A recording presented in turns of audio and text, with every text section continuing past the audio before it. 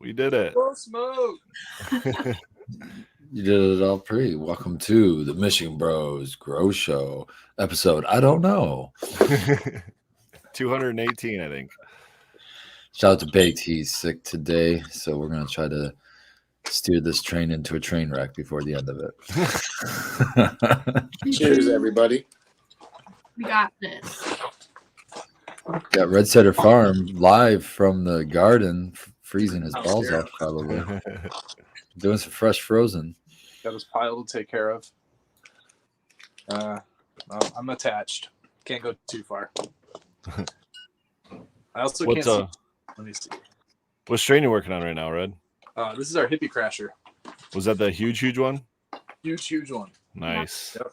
We had a frost last week, and then about a week worth of 70-degree weather.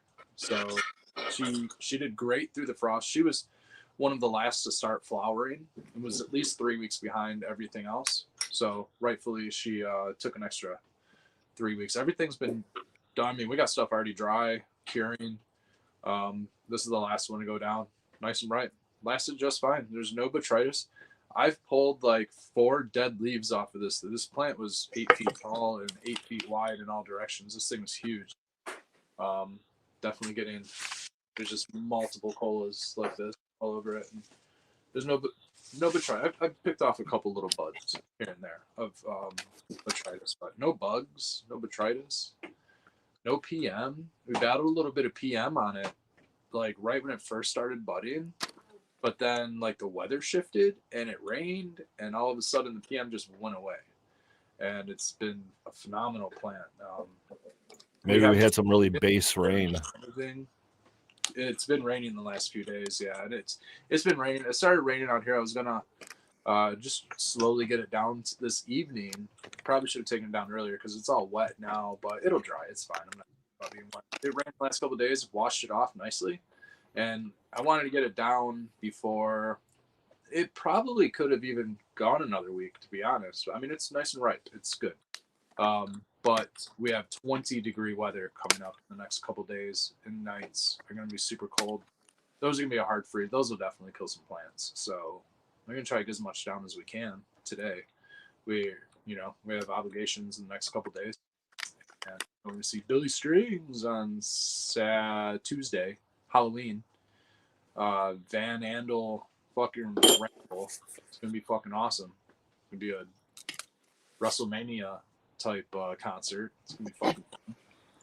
So we're doing that for Halloween. So trying to get everything done, get the garden finished up. I'll let Becca tell you a little bit about our garlic planting, but we did that too. It's been a busy week, very busy. Rosemary's Oasis dropped another video, so we'll talk about that too if you want.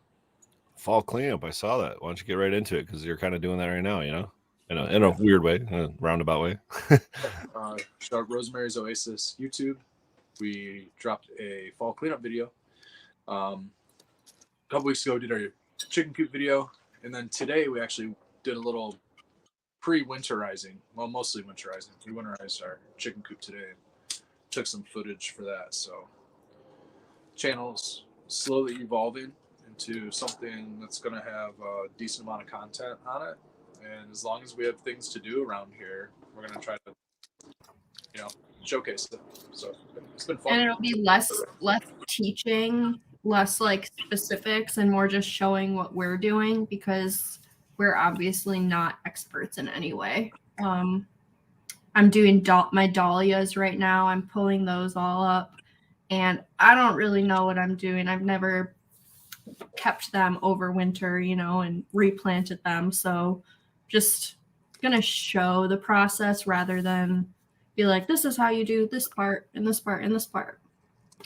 So that's kind of the direction we're leaning. Just showing. Like that takes the pressure off, and then you're more apt to just shoot it because you're like, well, no, we're just gonna show what we're doing. Boom, shoot it. Whereas if it's supposed to be something teaching, you're going to want to plan it out, and you might never shoot the damn thing. Yeah, and I'm so bad at talking on my feet. Like, I really like a script. Like, if I'm doing a voiceover or something, I have to write it down because I can't just talk. like Red does. He'll just talk and like get to all his points and know exactly what he's trying to say. And I'm just the complete opposite. I'm like, I struggle sometimes when a camera gets put in front of me to come up with what I'm trying to say. So just trying to figure it out. And we've been wanting to at least document it all because we're starting at our farm in Irish Hills. We're starting that whole thing. That's what we did with our garlic. We made a whole new bed out there just for our garlic, and we did that. So that video is going to drop tomorrow morning. So we'll have that whole thing kind of explained, but we just want to have it all there so we can look back at it and see like everything we've accomplished, because it's a lot. It's a lot to do. Dinkman Dan, I'm sorry to shift the topic here, Becca, but Dinkman Dan, I've been telling everybody about that hash hole joint or whatever. I don't even know what you call them, but that just fantastic 2 gram of flour, 0.5 gram of hash joint with the glass tip that I got from you. And it's honestly one of the most enjoyable purchases I've made in quite some time in terms of cannabis. And I want more of them, but I see what you're doing over there and I see what you're showing off. And I think this is a perfect opportunity for you to tell us a little bit more about those specifically. I don't know if that's a hash hole, so to speak, that you're doing right now. It is. Excellent. So I want you to walk us through this entire process and let us know how to do it, because I can't roll joints to save my life. That's why I typically use cones. And to infuse it, to do this like hash hole thing, I feel like that is really like more of an art than just like a let's just throw a pre-roll together, especially when it comes to a glass tip. I really think that's like there's definitely some cheaters for sure. Well, first of all, thank you for the compliment. That is very humbling to me, especially coming from you. I really respect your opinion. That means a lot to me. As far as rolling these donuts, basically, you got to have a nice little mold. I use a little mold here. It's kind of got weed on it because the weed's real sticky, but I pack the 2 grams of flour inside that mold, and it's on the big element papers, the jumbo ones. Okay. I pack it in there really well. I use a nice little cone or packer here, you know, and get a nice base. I roll up a 0.5 gram of concentrate. I already got mine off the paper, but I usually take parchment paper, put it in there, and I'll roll it up, and it'll create a little worm.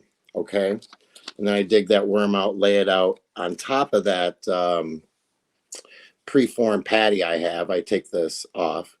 But I'll put it, I don't know, about a 1/2 inch from the end, because you want the tip to get burning good before it gets to the hash, or else it won't burn right. You know what I'm saying? It's going to want to burn funny. So get a nice head of the ash going. So about a 1/2 inch back, you put that worm, roll it up with the, just make your 2 ends meet, I guess, with your little patty, and it'll actually fold up very well.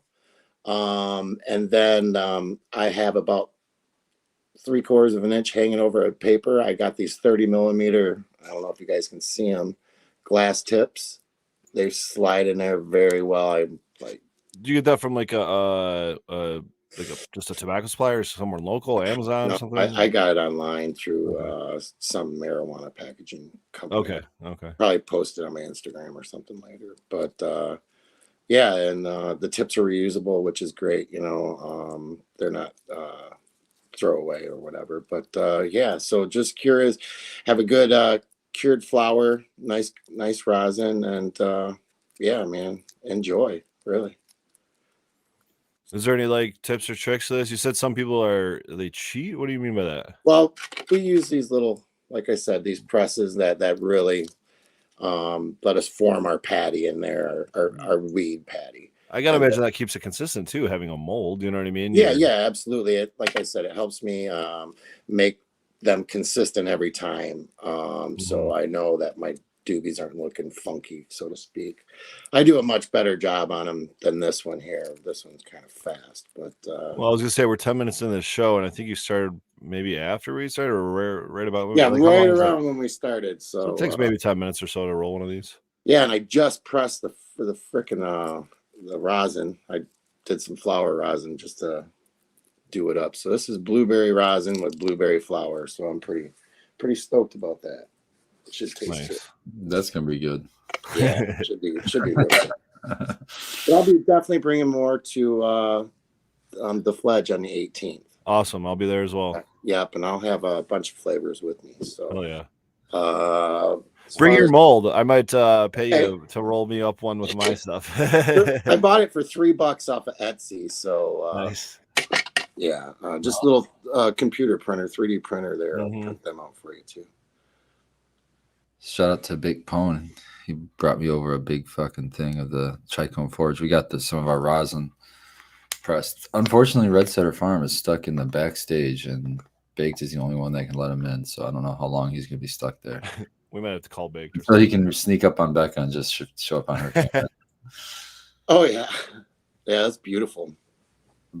Yeah, they did a really good job. We found a local guy around here to help us out. Damn, it smells good. A local guy to help us out, and he did a beautiful job. So shout out to Sean, and crushed it. Speaking of rosin, I've been struggling with my freeze dryer. Been having issues with it. This Harvest Rate freeze dryer now for I don't know about 3 weeks. Got about $500 into repair parts for it. Still not working right. I decided to pull the trigger on another freeze dryer. There's another company out there. What is the company? Because I've heard called Stay Fresh. I've heard so many good things and bad things about these Harvest Rate ones. I've got a friend that runs like 4 or 5 of them simultaneously because he does water hash, and it seems like there's 2 of them always down, you know. And I've also heard people that have never had a single issue with them, and then you hear people that are just like, well, there's just lemons, you know, and if you get a lemon, you're kind of just screwed, you know. That's it, and I can't complain, you know. I guess I can, but we've been running it for 3 years, pretty much flawlessly for 3 years, but we never really ran it hardcore, you know. And what you invest in these machines, they should be able to take a good amount of abuse, so to speak. They should be able to run full time. Yeah, absolutely. You know, I probably got maybe 50 cycles on this machine, and it shouldn't be breaking down for the. That's it. Yeah, not many. Jeez. Sorry, I don't mean that in terms of like. No, you're not doing a lot of cycles. I'm just like it's a hobby thing for me. You know, I'm not doing this for employment or anything. But yeah, so I was frustrated with their diagnosis and trying to fix this thing. You know, I've fixed every part I can. I still can't get it up and running. So we pulled the trigger on the Stay Fresh, and it'll be here in 8 weeks. And what do you know about the Stay Fresh? Like, how much are they? They're about $4,000 for the unit we got. Is that more than Harvest Rate? About the same. About the same. Are you going to have to do anything to change the software on it like you had to? No, these guys are cannabis friendly. So, yeah. That's well, they actually sponsored a gentleman and gave him a freeze dryer, a hasher to put it out there and stuff. So that's pretty huge. No, yeah. There's got some really great firmware from everything I hear. Nothing but great reviews from the Stay Fresh. The components they use are top notch. The way the machine's built is just of far more better quality. So pretty excited about it. Hopefully we get the other one up and running, and because I got a whole freezer full of freaking material to be washed. So I'm anxious, you know. I talked to someone yesterday at the Gems of Gen X. I don't need to share names or anything, but he told me he bought 13 freezers for this year's outdoor harvest. That's amazing. He's like, I'm worried about my electric bill. I'm like, from freezers? How many, like, what are you talking about? How many freezers? He's like, 13. I'm like, oh my God. Okay. Yeah, it's a grow room. Yeah. Damn. That's a lot, man. Man, we have one freezer that we filled up with one flower room. So I don't know, man. I don't think his freezers are as big as your guys'. Yours is probably like 40 times the size of his, but I see. That's a lot of bucking, man. Holy shit. Yeah. Oh, yeah. He told me how much he paid for labor to do it all too, and it was a lot, but it's kind of like that's the price of having that much material. You're not going to get it done yourself, especially in time. You know what I mean? So that's the cost of doing business. You know what I mean? With bigger crops become bigger expenses, and even though you didn't have a light bill or maybe much of a nutrient bill or whatever. however you're cutting corners outdoors, you know, you still have the labor to take care of it all. And that's what I find every year, man. It's like, that's why I didn't go crazy this year with my outdoor, because every year I've got stuff just hanging around until after the frost. And it's just like, oh, I didn't get to it. You know what I mean? And Yeah. it's kind of like one of those things where it's like, it's kind of free. You know what I mean? Like, it's not like I spent hundreds or thousands of dollars investing in each individual plant like I would on an indoor plant. But still, it's like, you know, the potential's there, and you're just not taking advantage of the potential. And sometimes it helps to just, pay someone, see if you can pay someone with maybe some flowers, some extracts, some pizza and beer, whatever, you know. Otherwise, you might just have to shell some cash. That's the thing with scale, you know, you got to scale it all. So we were able to make it through harvest and got all the plants are down and bucked and in the freezer. So like I said, just waiting on the freeze dryer now, damn it. Well, if you need me to lighten that load while you wait, you let me know. We might have to. Depends on how long we have to wait.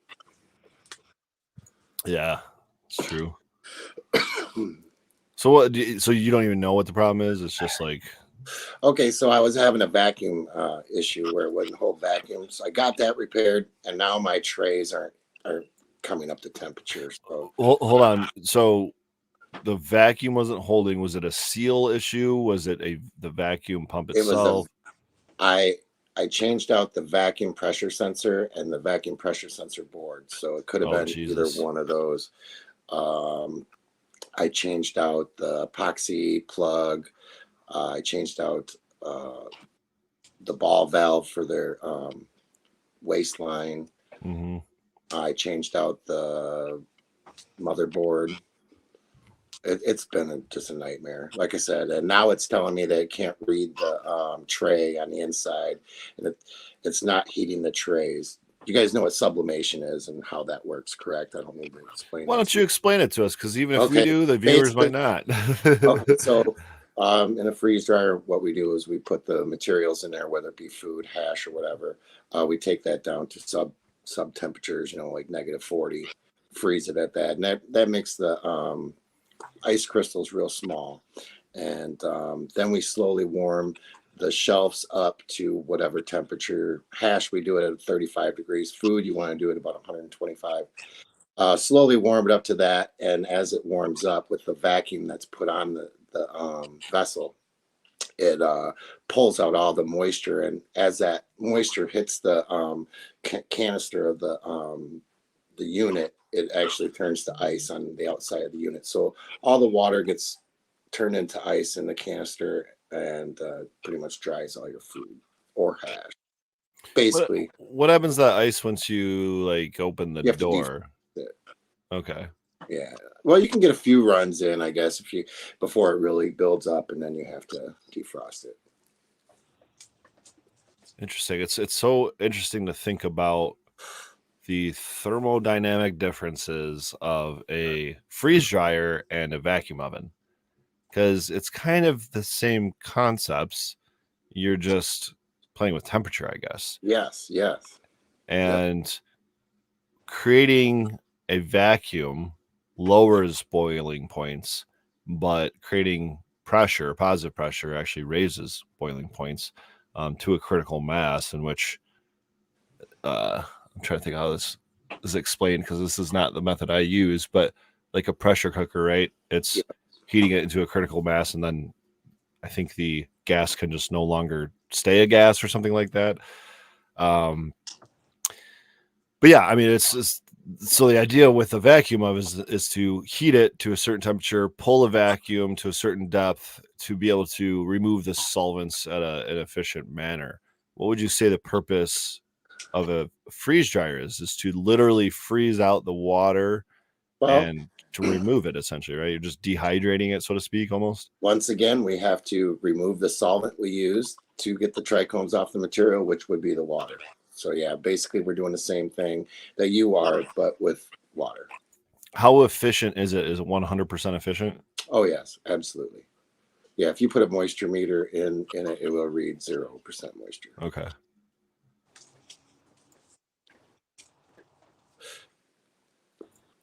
One thing I actually even had this discussion yesterday. Someone was asking me about purging methods. And they're like, so my understanding is turn on your vacuum oven, you close the door with the extract in there, and you pull the vacuum to a certain amount for a certain amount of time. And I'm like, well, that's one method, but I haven't even had a vacuum hooked up to my oven in 5 years or something like that, because for solvent, it's sublimates, it evaporates, it boils off at such a low temperature, somewhere around 15 degrees. Wow. It doesn't take much, heat to really evaporate. It's really just exposing those hydrocarbons to the atmosphere. That is about enough to get them out of there. So that's where the whipping comes in, and you don't need them. Having it under a certain amount of heat will speed that up, but it's just not necessary most of the time. But about surface area and getting it to the oxygen. Heat time, atmospheric exposure. It seems like for you guys, it's more lack of heat. Time, ice, water, heat, and pressure. Yeah. I know, like when you're using a solvent, like for example, alcohol, that's what I'm most familiar with. You can use cold temperatures to winterize, to lock out the fats and lipids, essentially keeping them more of a solid state. And I'm thinking in my head, I'm like, if you're catching basically the trichome heads and in water, and you're dry, you have like wet trichome heads that you're putting into this device, it's getting super cold and drying it out.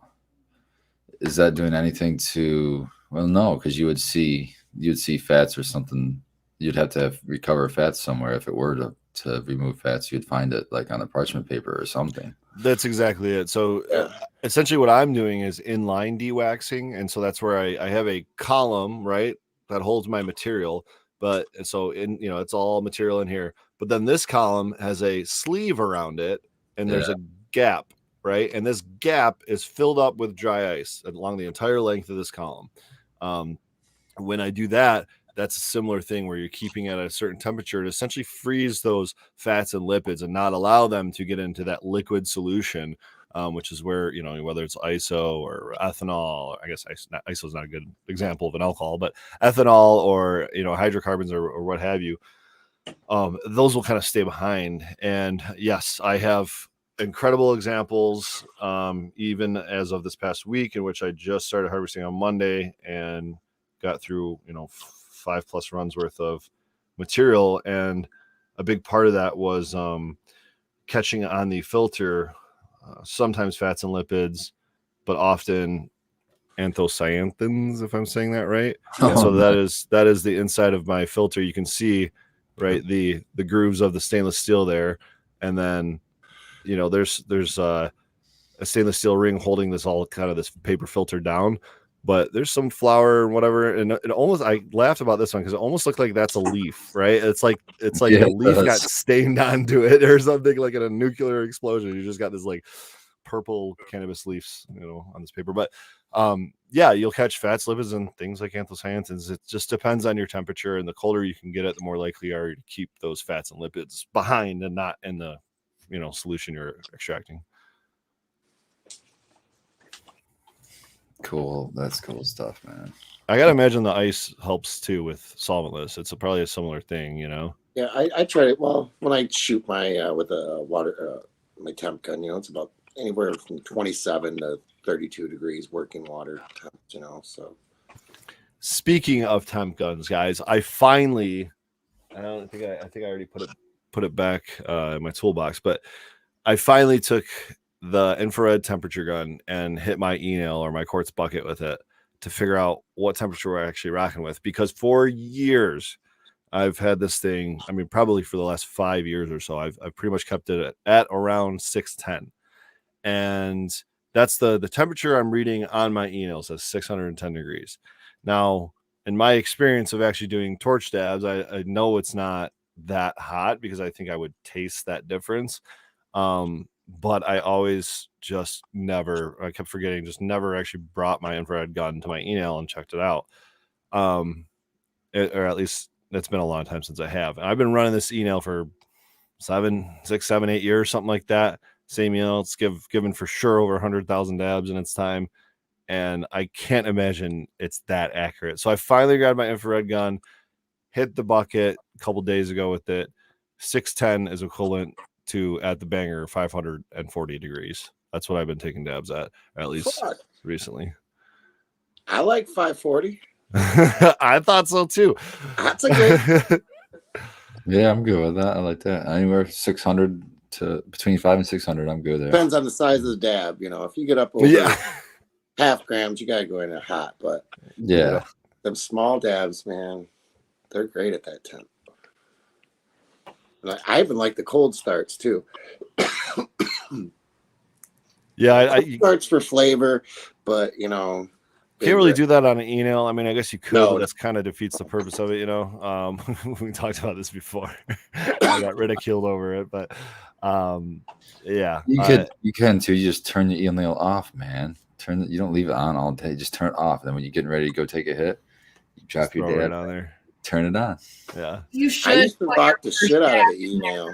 You should put your first dab in there though when you heat it up though, and then get like Just aromatherapy.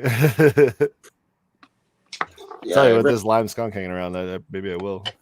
I ran that Pelly nail for a long time, but you know, I would get Chaz bangers all the time off that, man. It's horrible. Hard. Oh, 100%. It's gonna happen, and that's why I only get those, like, you know, I get the $45 bangers on sale for $25. You know. Yeah.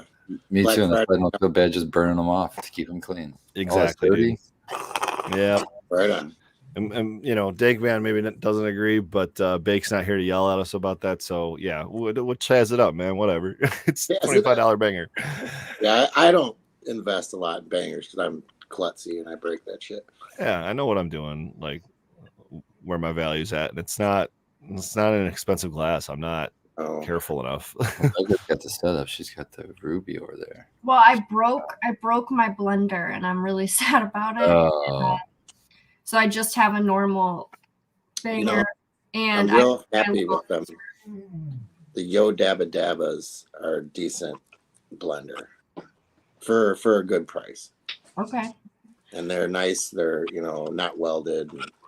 They're a good one. I lost my little pearls too. They fell, and Tara usually helps me find them, but she hasn't been over looking on the floor in a while, so that whole system is just gone. So now I'm just using a normal thing, a banger, and a little. My words are gone. I'm sorry, Ruby guys. Ruby insert. Yeah, insert. Yeah. And I have to heat it up to temperature and wait for it to get there. Otherwise, with the insert, it gets really hot really fast. And I don't want that thing to be too hot because then it's just going to burn the dab like right away. So I have to get it a perfect temperature, and do like a smaller size dab. Otherwise, it gets cold too fast and big pain in my butt. But that's okay. It works. I don't like reheating dabs. That's one of my least favorite things to do. I have, but especially if it's too hot at all, like it's just gonna taste so bad.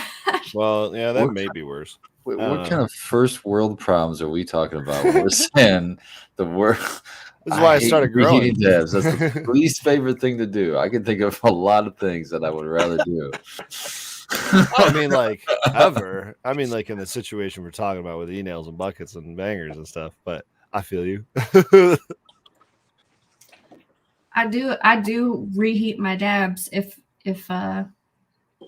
there's plenty left, because I mean, we're not gonna waste them, right? Yeah, we don't make our own, and so I cherish what I have so much, and like take smaller dabs most of the time, so I don't waste it. And listen, Spartan, I didn't say I wouldn't do it. I just said it. I don't like doing it. What you said was it was your least favorite thing to In do. fact, it is my least favorite thing to do. But it has been done. So you'd rather like clean a bathroom than reheat a dab. I'll reheat a dab. You clean the bathroom. We're good. Harvest the rest of this outdoor or reheat a dab.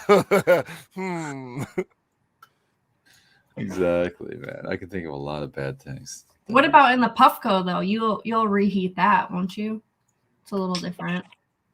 Not really. I mean, I finish it. It's you're continuously heating it. You're on sesh mode, so it's more like an e-nail at that point. You Making know. me proud for Bill. Yeah. So my problem with Puffco is I always put way too much in there and fuck it all up. Fuck that bowl up. In about 3 dabs, it's all gummed up on the bottom, and yeah. Yeah, you can't just leave it in there. You do kind of. I mean, really, any Well, banger should probably clean it out. little dabs in the Puffco, not the big globs. Have you guys tried that 3D XL yet?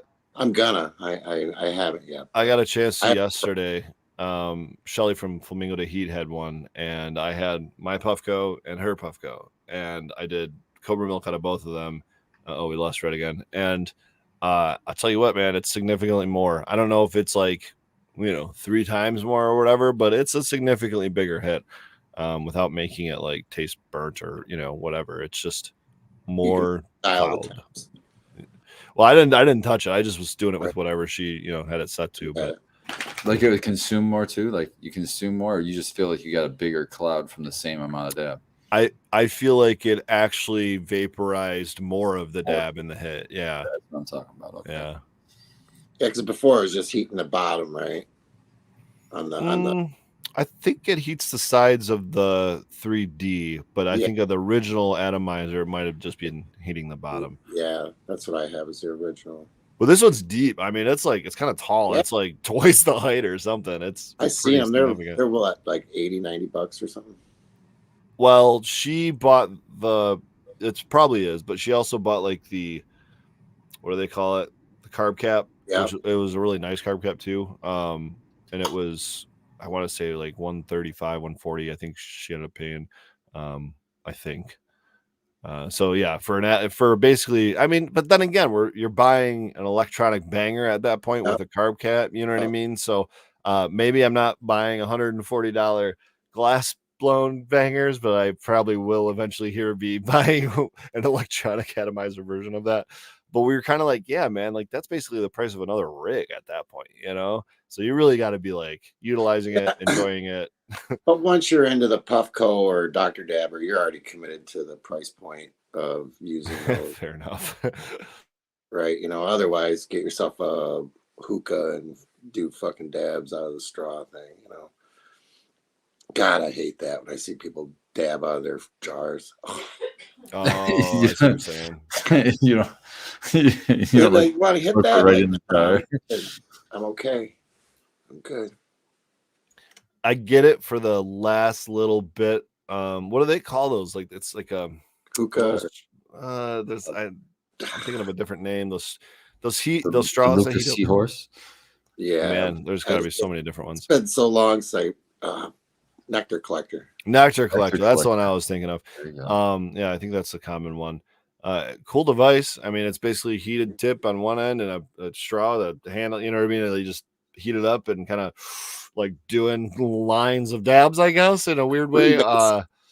But for getting the last little bit out of a jar, if you're really like trying to scrape it, or I mean, obviously there's a big old glob in there, but if you're trying to scrape those edges or something at the little, I mean, well, sure, why not? Like, I guess it works for that, but I wouldn't be sticking that thing in a brand new baller bucket or a gram, or you know what I mean? It's kind of like, I guess if it's just for you, I mean, have at it, but I'd be throwing some alcohol in that jar. That's what I'd be doing. I got a bunch of jars. Next batch of RSO. No, I freeze them and scrape them. They shale off there pretty good. That's there's plenty smart. Hash. I never know what to do because there's always just a little bit. It's like you can't quite get it. Put about an ounce of ethanol in there, depending on the size of your jar, or 2 maybe, and what really helps is putting it under heat. So I'll put them back in my vacuum oven, throw it to like, I don't know, 85, 90 degrees or something like that. Let them warm up and shake it a couple times, and pretty much everything in there will fall out into a liquid solution. And they just take all those and collect them into one, and then hire someone with a rotovap to recollect all your ethanol, or just let it sit out, if you want to be wasteful, or don't have the equipment or whatever. And what's left behind is all that hash that was in those jars. So you could just do another RSO run with it. You could go ahead and winterize it and make extracts out of it. You know what I mean? Like dabbable products. I guess you wouldn't even really necessarily need to winterize it. You just need to purge it at that point. But Yeah, just purge it. That's mhm. why I got winterized, hopefully. Yeah, I guess it depends on whatever the starting material it was, but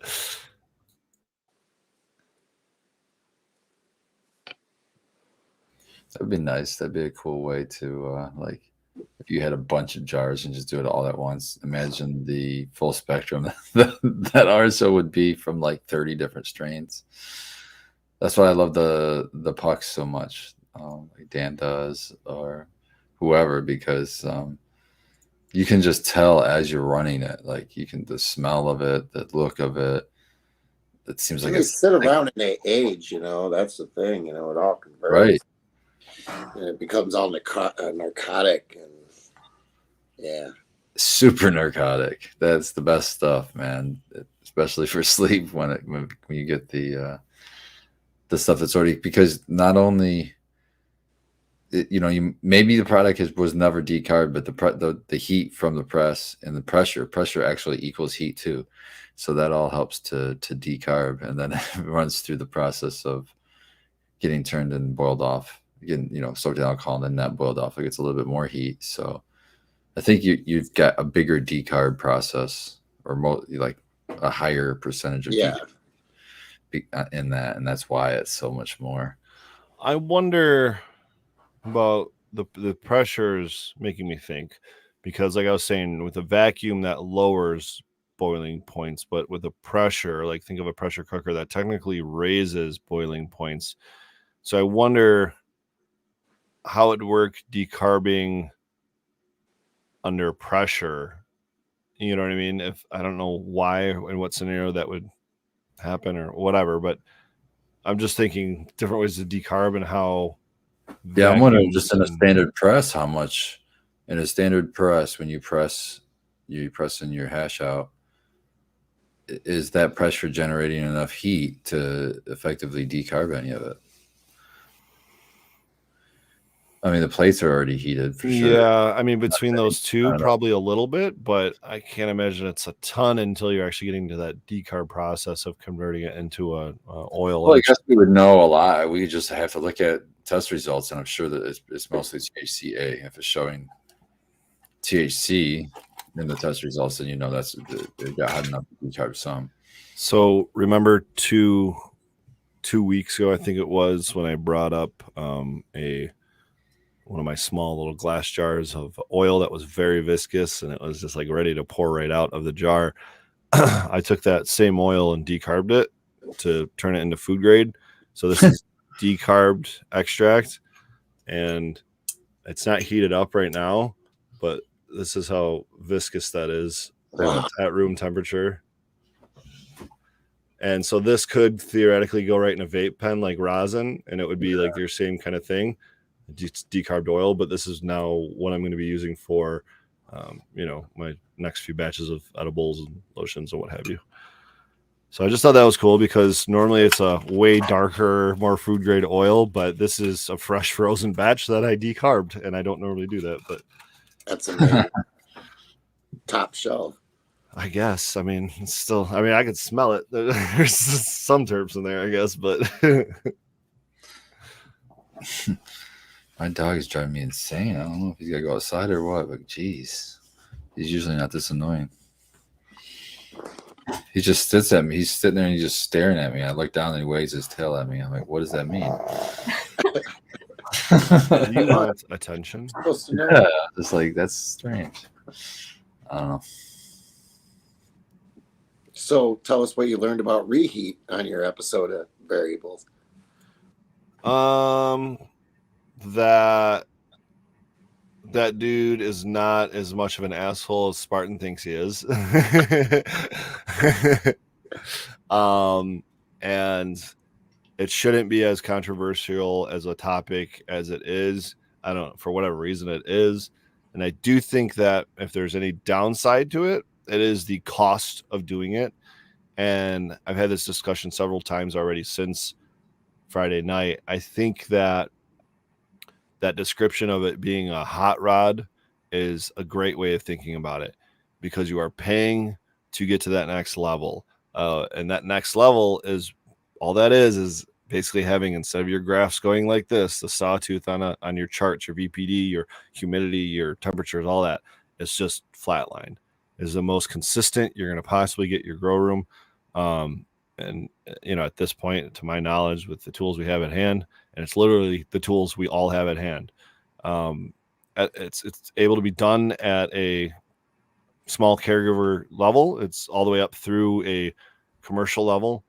It's probably done easier at a commercial level, honestly. But this is something, honestly, we've been doing for a long time. A lot of us have been doing for a long time, one way or another. And that's just having a heater in the grow. And being in Michigan, some of us just kind of have to do that half the year anyway. And so essentially what reheat it means is, because our lights put off so much heat, we have to use air conditioning. Air conditioning is a really effective tool for dehumidification. By utilizing a source of what I'll call a dry source of heat, because he kept saying heat is heat, but I'm like, think about propane, dude. Burning propane, that's not heat is heat. You know what I mean? So let's call it electric heat. Having a source of electric heat that basically matches the level of heat that is getting output by the amount of lights in your room, and having that competing against your air condition, sort of almost like chasing it, will pretty much solve those sawtoothing problems. It keeps your temperatures the same. It doesn't allow that massive drop right when the lights go off, because you now have heat going in that room, whereas the light was the source of the heat. Now you have a heater that's the source of the heat. And yeah, it's just going to keep everything consistent across the board. And I think calling it a hot rod is a great way of looking at it, because so often we're looking at cutting costs and being more efficient, myself included, and doing automating as much as possible and everything. But if you're willing to pay for it and you want to take a step to that next level, then you have to pay for the costs of the resources. And in this case, it's essentially just the energy. It's not even really any new equipment or anything. But yeah, we've kind of been doing that in a roundabout way. He's just trying to get, the commercial people to play and dump their dehumidifiers, and that's the whole controversy, I think, is the fact that theoretically he could put all of the dehumidifier companies out of business if people to convert to this, because you do not no longer really need dehumidifiers of any size in your room. I think for the sake of redundancy, I still might, just for my sanity, and rather be safe than sorry, I guess. But as long as your equipment doesn't go down, you're good to go, man. It's kind of like my system doing that now anyway, is with the dehu always putting that heat in that room along with the lights. The AC is always trying to pull the temps down and helping along with the dehumidification. Yes, oil heat in there. But what he's saying is that's the actual waste of money, is buying the dehumidifiers and then buying this dehumidifier that's putting heat in your grow room at an inefficient way, because for adding heat, they're not very efficient. For dehumidifying, they might be, but your air conditioner will do all the dehumidification it needs to do. If you have enough AC power to run whatever lights, to cool the lights you have in your room, that is enough dehumidification power to take care of the plants in your room. You just need a source of heat to be able to swap that dehu out for a heater. Yeah, and it's probably going to cost you about 2% of the cost, which we'll be doing. Yeah, we could do that really great in the wintertime. Yeah, and that's the upfront cost. You're going to have these energy costs, and Jack from Armistice Cannabis, at his commercial level, he did the ROI, the break-even point essentially was about 2 years on that. And so if all of your dehumidifiers make it to 2 years and beyond, well, then technically that might be a cheaper way of doing it, but you still have this problem of sawtoothing and stuff. It's still not a perfect scenario.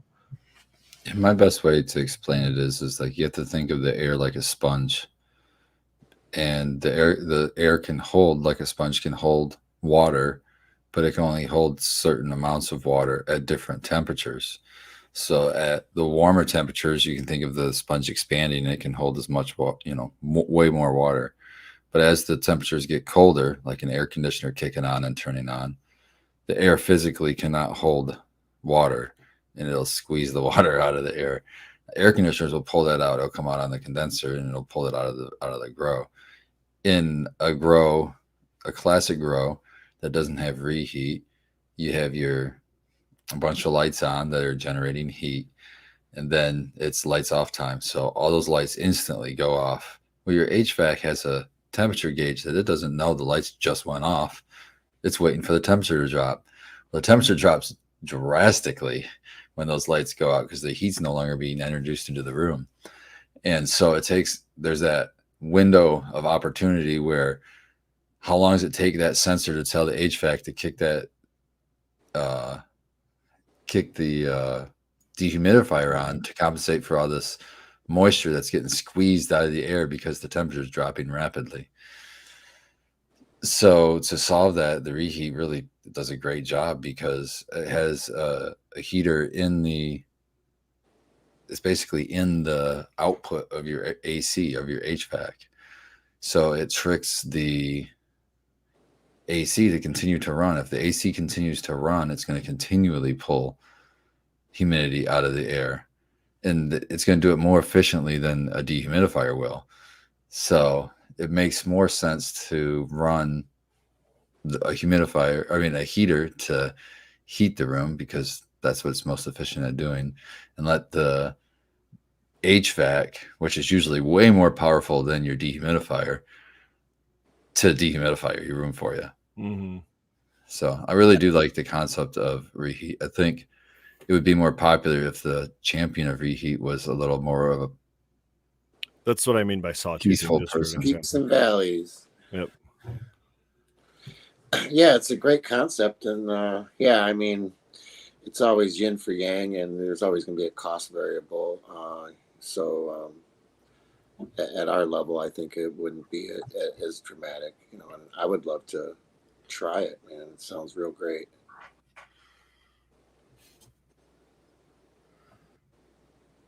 Look at you go. Nice. Where's that VPD chair though? VPD. What am I going to do with VPD? Is that Chase it all day long? All over the place. Hold on.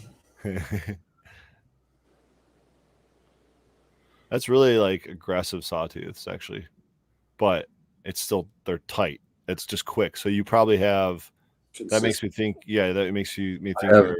What's the time span?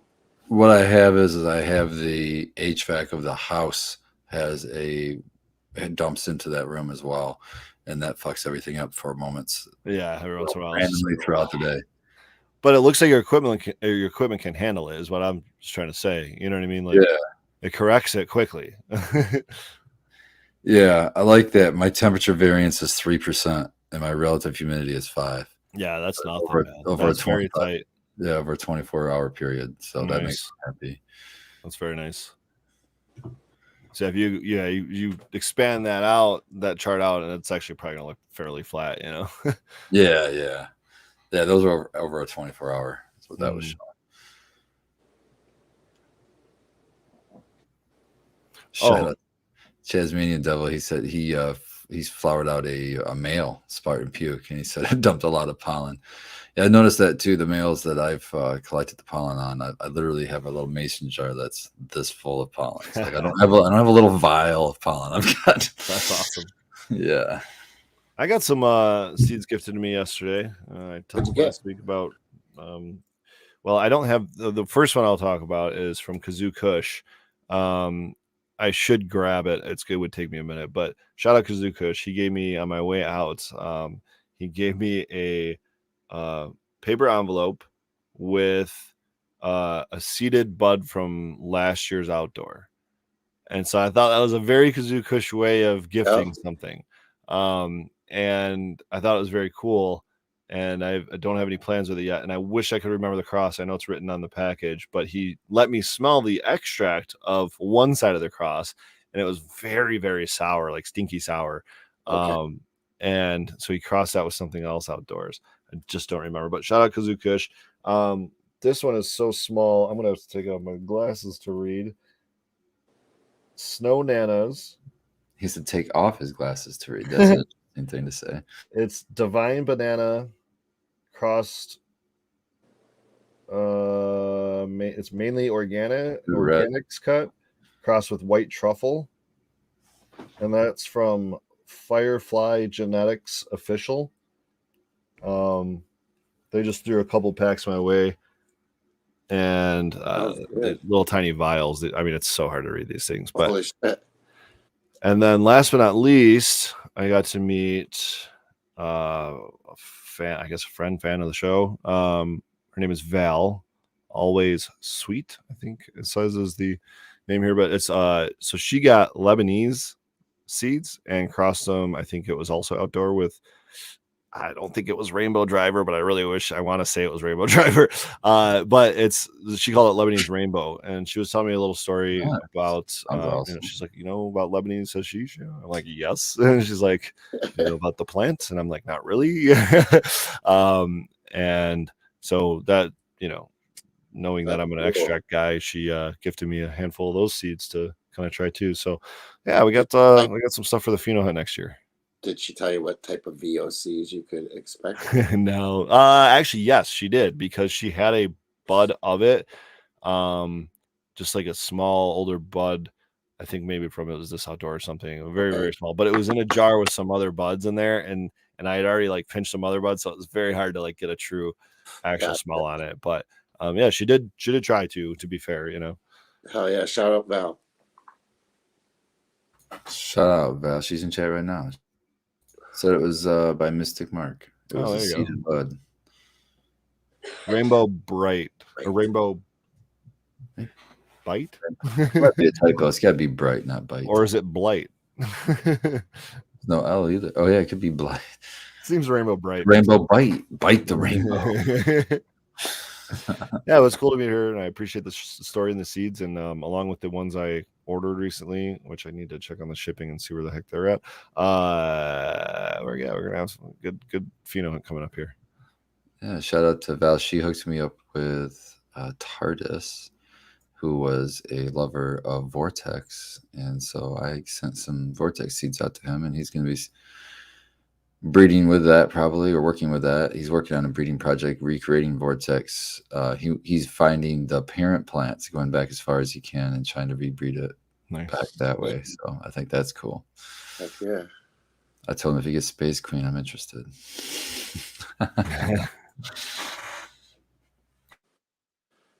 So I just chopped down my lemon darts today. Got that hanging and drying. That'll be ready to present at the 18th. Nice. Super stoked for you guys to try this. It's crazy good. Tell me about the volatile organic compounds, if you would, Dang Van Dan. Super pledge. Super pledge. God, it's nice. Very deep lemon, with a sweet sour on the back end. That's very pleasant. It really sparked my interest. It tested out at 5% terps. Wow, it only hit like 18% THC, so it wasn't viable for metric. Yeah, it wasn't viable for metric, but I said I'd like that before you kill it. So, bro, that Durban from Winewood always tests at like 17%, but I fucking can't get enough of it. Yeah, that's Durban, man. Special. This is special. It didn't do very well in the test wash, but I knew that just by the greasiness of it. But yeah, I'm excited, man. It's gonna be a staple in my garden for a while. Real heavy calyxy lemon love, man. It's good. It's save me some. I want to make sure I get some. It's from Red's boy, Greenfish Seeds. It's Babo Crosswood Gang. Cool. Yeah, we went to high school together. Good friends. Good people. So yeah, excited for you guys to try that because it's nice. It turned out really well. Full of terps. That's where I got that Granddaddy Purple and flows. cuts from. His brother. He's got quite an extensive library. Yeah, big time. We've got some of his stuff I want to run as well. I Dude, still it blows, wonder if blows that my chip mind is is broken. 17% is not valuable for metric. Like Granddaddy Purple's like that. It's like 16%, 15, 16%. It'll melt your face. Yeah. It will melt your face. You know what I mean? Like, it's amazing the metric that people like it's like alcohol or something is the percentage of alcohol. But I don't know. It's a miseducation, a lack of education. It's so much because maybe it's a lack of good varietals. It's a lack of experimentation. It's a lack Let of me tell you this. outside the What I box. believe, it's a great way for them to make you perceive its quality. Yes. Yeah, it's a perceived quality for sure. It's a perceived My marketing. bubble letter packaging and my THC count, which is total cannabinoid. That's the only way you could perceive quality nowadays, though, in the metric market is on paper, and that's the freaking problem, guys. I was gonna say it's better yet. It's a regulated perceived quality. So like the state forces it. So the state forces you to have certain things on the labels, and it's forcing you to have THC on the label and CBD. I think that's it. As far as cannabis, they're not forcing people to say, "Hey, THC is the best thing about this." You know what I'm saying? Such an uneducated regulating system. No, but when you look at something, okay, when you're looking at a new product as a consumer, something you don't know anything about, and you're saying, okay, this is controlled by the government. And you're like, oh, how is it controlled by? It's controlled by the THC content, and that's what it's tested for. It has to be on every package. Like, oh, THC content must be the most important thing.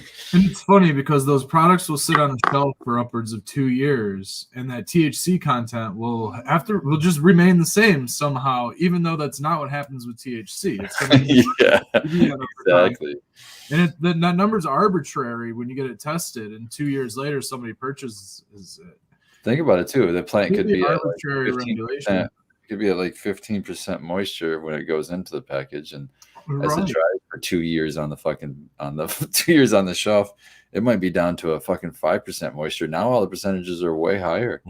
Yeah, it's just all CBN, right? yeah, but it's all CBN, you know. And like I was kind of discussing last week when we were talking about like how long I'll like not really pay much attention to trichome. Wow, there it goes. Oh, wow. Color, you know. Yeah, Chewbacca. I don't want to get into the milky, but I want my buds to be ripe, so to speak. You know, I want a plant full of red tomatoes, you know, for the analogy, rather than a bunch of green, you know, half red tomatoes. Specifically for the full cannabinoid profile. I went and stuck my elbow right in my pile of weed that I had so nicely ground up and ready to roll this joint.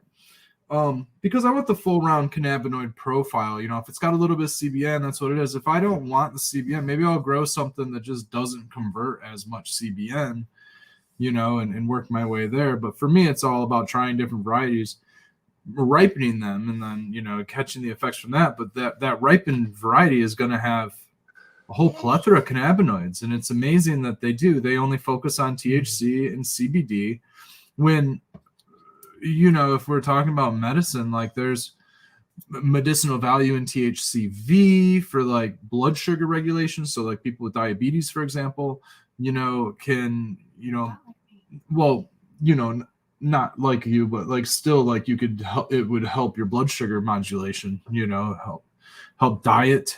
I think it's more of a diet thing that helps the blood sugar modulation. It might be a dietary cravings thing. But anyways, all the different cannabinoids that can help for various reasons seem to be just like left out. And I understand where the trend comes from, where like, oh, it's the best bang for your buck. But let's help educate some people that there's a synergy between the different flavonoids and cannabinoids. And if you're only focused on THC, you're only getting like a gas pedal with no steering wheel, or brake pedal for that matter, on your vehicle. And you're just maybe even heading towards like a cliff, you know. And that's why I'd like to see some of this money the state collects, you know what I mean, and all these fees and taxes. And I think earmark some of that money aside for just public education about exactly what you're talking about. About, hey, pro cannabis education. yeah. Exactly. How about just go over a white paper, something that's just facts, something that doesn't. Yeah. It's not steeped in opinions. It's not steeped in, it's an actual white paper that shows that, okay, this terpene is, beneficial for these people. See, I love that approach, and I would hope that it would get out there.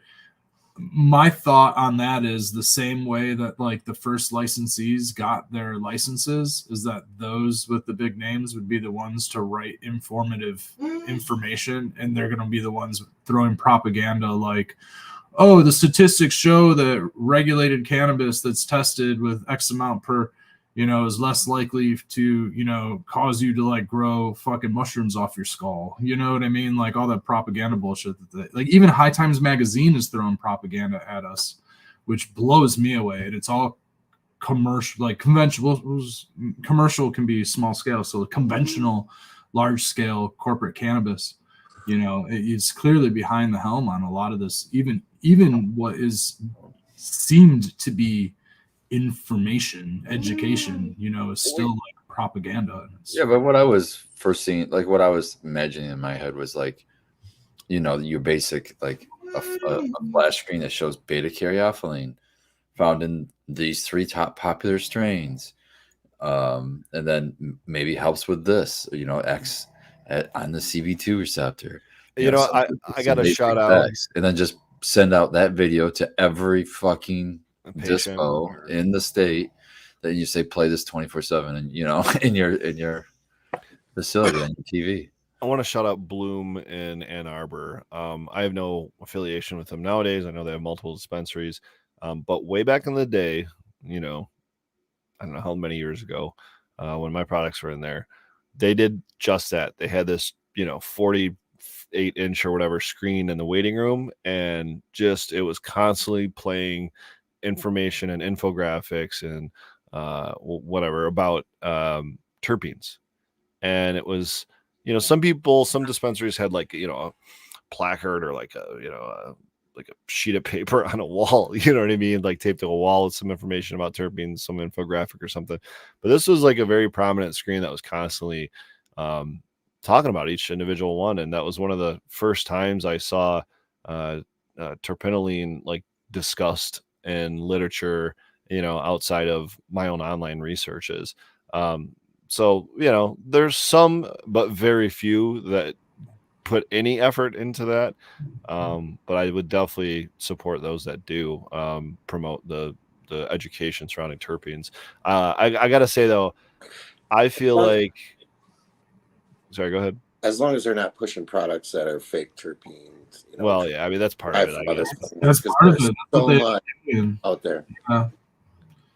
That's part of how that's kind of part of how some of those places push those products, is to have the information about it handy, and it's, it's, you would hope that it's for education, but a lot of it's marketing. They just, to have good marketing, you got to either have that information on your website or somewhere, but to have good business is to actually have your staff trained on all that stuff, so that they can bring it up in conversation to new patients or consumers, or whoever that might be, to actually discuss that kind of stuff. Even when somebody comes in, shouting for the highest THC, I would be the first person that would jump back and go, well, this stuff here is half the THC, but it fries me way heavier than this stuff does, and there's 100 cannabinoids involved at play, and we're only testing for 2 or 3.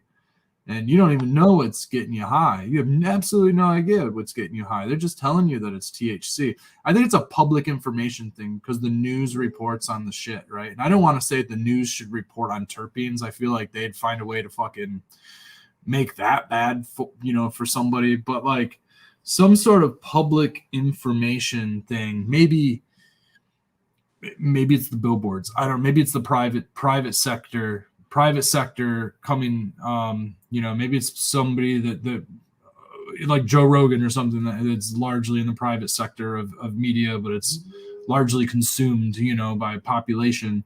that can get that kind of information to people. So then when they do go to the dispensary, because a lot of people are blind to everything. That's, you know what I mean? They're very narrow folks. They go into a store, they don't want to read a bunch of shit. They just want to they just go for what they either go.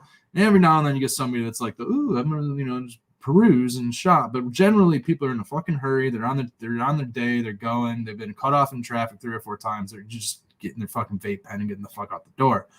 They need to kind of have a way to already have that information so that they can ask those questions. Like, hey man, I saw in this public service announcement, wherever, that there's this aromatherapy compound in cannabis. What the fuck's that all about? And I think that would kind of stir up a conversation. If we can stop getting into the science and making it so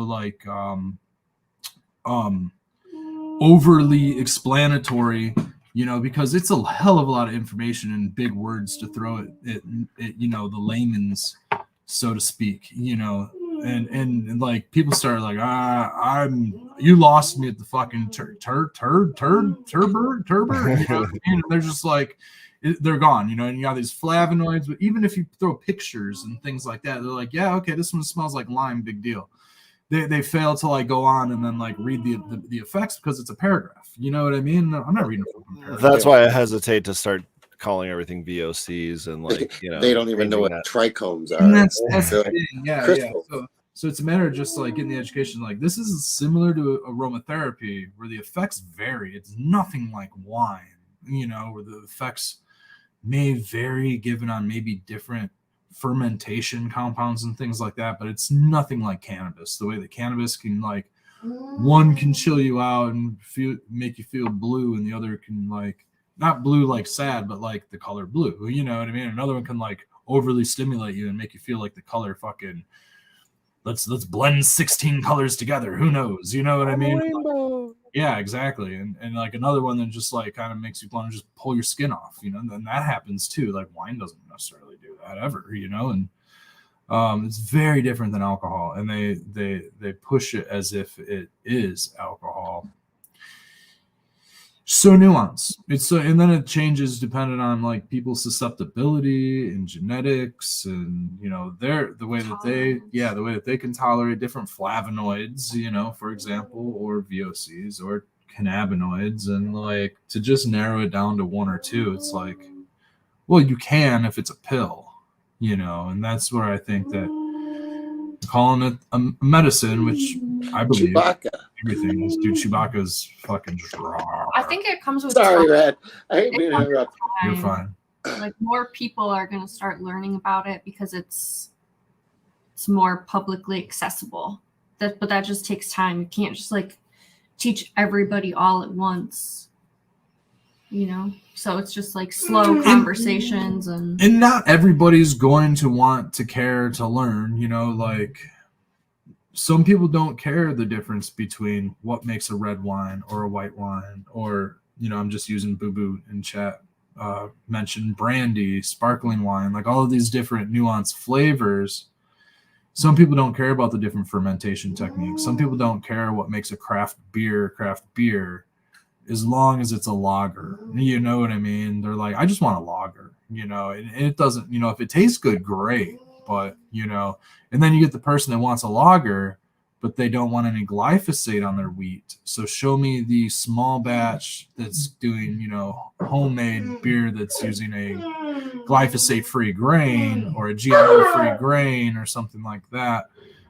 You'll see, even the smallest batch get sold out, and all of a sudden Anheuser-Busch owns it, and they no longer have those stamps of pesticide free. It's just grain sourced through maybe whatever sources, and all of a sudden things change on the label.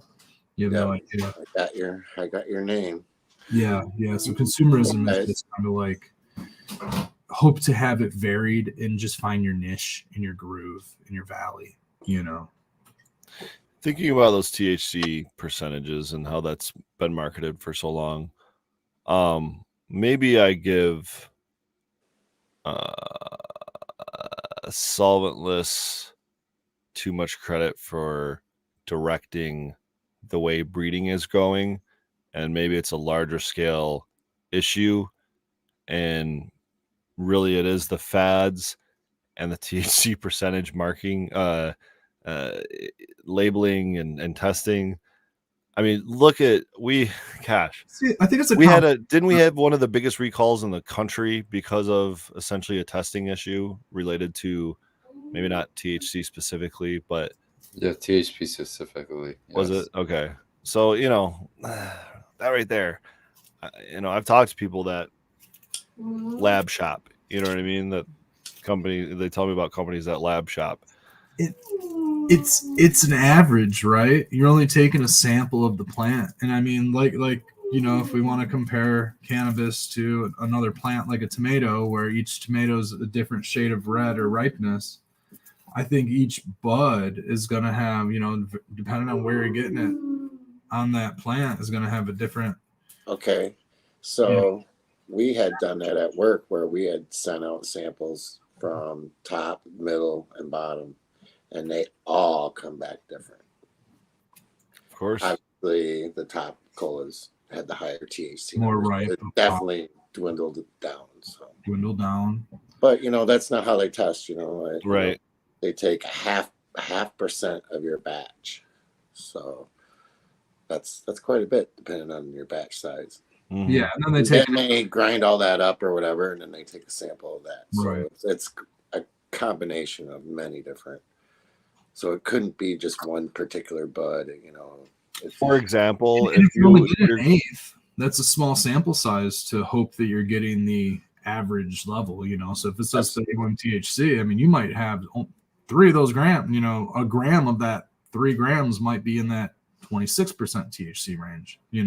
For perspective, though, a 40-pound batch, which is probably a pretty common size, is 90.8 grams. Yeah, so it's a decent amount, and I know they're doing quite a few different tests on it too with pesticides and stuff. But some retest. Yeah. Yeah, there's a lot of fun regulations and kind of rules and standards regarding testing, and the only thing that's not standardized is the test itself. So, hey, I got a question, and I should ask it probably when Becca's around, because I would like to ask as many panelists this as possible and get some feedback. And I know Tara's was going to try to get on here, and Baked was, well, he's not far, but he's probably not here right now. I think on the other and backstage. Oh yeah, technically, yeah. Your greenhouse is just live back there. I think we should get like an Airbnb or a rental or whatever you want to call it, somewhere kind of in the middle of all of us, and do a Friendsgiving live stream. And we all bring something to the table that we've made, probably infused, but maybe not necessarily. Maybe just bring some flour or whatever. But yeah, have like a Friendsgiving feast and essentially make it a live stream, but maybe not like stream it while we're eating, because that's kind of weird. But you know what I'm saying? Here. If everything's infused, better have some CBD dabs ready. I'll bring the isolate. CBD gummies. There we go. We're covered, Spartan. We're covered. We're good. Yeah, sounds great. I'll bring the pure. Emily made powder pure cookies, CBD. lemon sugar cookies with meringue on top, with lemon curd on top of the meringue, and they are killer. So good. But they sneak up on you, and you wander around. You're like, why am I so high? Oh yeah. Too many meringues. If we do it, depending on the location, if there's, say, state land nearby and we do it at a specific time of year, we could potentially bag our own food before this feast. Or just get permission from whomever the property owner is and potentially do it there anyway. Yeah. If we had enough, if it was a big enough location, we could invite friends and have all kinds of Friendsgiving, like everybody who watches the show, and have our own event. Well, now you're talking a little crazy, but Hey, that's a lot to put together in less than 30 days. Yeah, that's true. That is I'd true. totally be down. Yeah, do it like 30 days.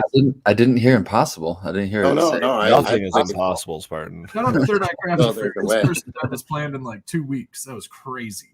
He was like, Maybe- one day he's like, I think I'm gonna do an event, and then all of a sudden he's like, you want to vend the event? And I'm like, when is it? Next week? Oh, fucking A. How about the next one? All I'm saying is 4 weeks from today is the 26th, which I think is the Sunday after Thanksgiving. And I'm going to start looking into places. Do it. Do it. Sunday could work. Hey guys. What do we need, though? I mean, probably like it's got a lot of those places like don't allow parties or whatever, but I think It's a nice outside venue, like a Yeah. nice porch, covered porch, or a gazebo or something. But- That's Burr, it's I need cold to in start. November. That's what I'm maybe saying, so heated, at least We have could a bring a couple- couple pop-ups. We Four could bring Seasons a or- couple pop-ups with walls and throw a fucking heater in there. That's Just a true. propane heater. I brought my heater to the event yesterday. I didn't turn it on, but I was like, Or if there's a fire pit, you know what I'm saying? Fire pits work. This is true. What else? We have somebody that's watches the show who has a place that we can rent. I know. I know, yeah, I remember that one from our chat. Yeah, I forget It's a pretty big. exactly good-sized where venue. the location. I'm trying to think of the location. I think I don't want to say it on here, but I think I know where it's at. Okay. The general area. It's closer to you than it is to me. Put it that way. Oh, well, that sounds good in my. I know. I don't mind driving though. You guys know that. 30,000 miles a year over here. No, but I'm willing to drive too. Yeah, for sure. November ain't bad travel condition. Usually, yeah. Shout out Chuck D's Nugs For sure. here in chat. So you Sure. got Hold on, real quick, Dick Man, Dad, about Chuck D's Dogs. I saw him today in a whatchamacallit, a hardware store for the second time this year, just by happenstance, out in the wild. So in the wild. Yeah, In the wild. yeah, that's pretty cool. That's cool, man. It Cheers, Chuck. is. Yeah, he's a good dude, man. He's working on some RO, He is RO cool, dude. project. Got to get some more RO water over there. Shout out to Home Deploy. Emily. Anything grows, man. She hooked me up with the best fucking hookup for dry ice. I don't know if it's even 5 minutes down the road for me. It's so close. It's so nice. What are they charging? 85 cents a pound. Okay, not bad. I know. When I can just get there and come right back, it's like Save zero more loss. gas. Yeah. You got it all. Yeah, save on gas, save on time. Zero loss. They offer in both rice and I forget what they call it, the other one. Pellets. Yeah, I think they call it pellets, but I got pellets this time, and I think I like that better. Yeah. They take a lot longer to Sublimate. Yeah, exactly. Yeah, and they're not. It's not as high density, right? So with rice, you can really pack it in. Like we were talking earlier about that, like sleeve around my column.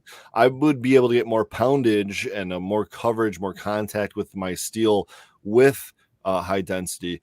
I've tried it. I've done it. I've tried denatured alcohol and all this stuff. I've tried it all, guys. Yeah, that'll make it get cold as shit. Yeah. But pellets are just as fine, and as long as you give it just enough time to chill that steel, it's not going to get any warmer as long as you keep it topped off or whatever you need to do. Oh yeah. I love that. High Yeah. density can also be a pain in the butt to get out of those small areas too, because if it like kind of Packs in there. solidifies together, you know what I mean? It becomes almost like a block, and it can, you have to like almost chisel it away. So you guys know I love chiseling. I had no idea. But anyway, you guys want to talk about Michigan doing away with any illegal grows being a felony, and all plant counts are now a misdemeanor. Did you guys hear something like that? Yeah. So the thing was that the Supreme Court upheld the law that was passed in 2008. So that's been the case since 2008.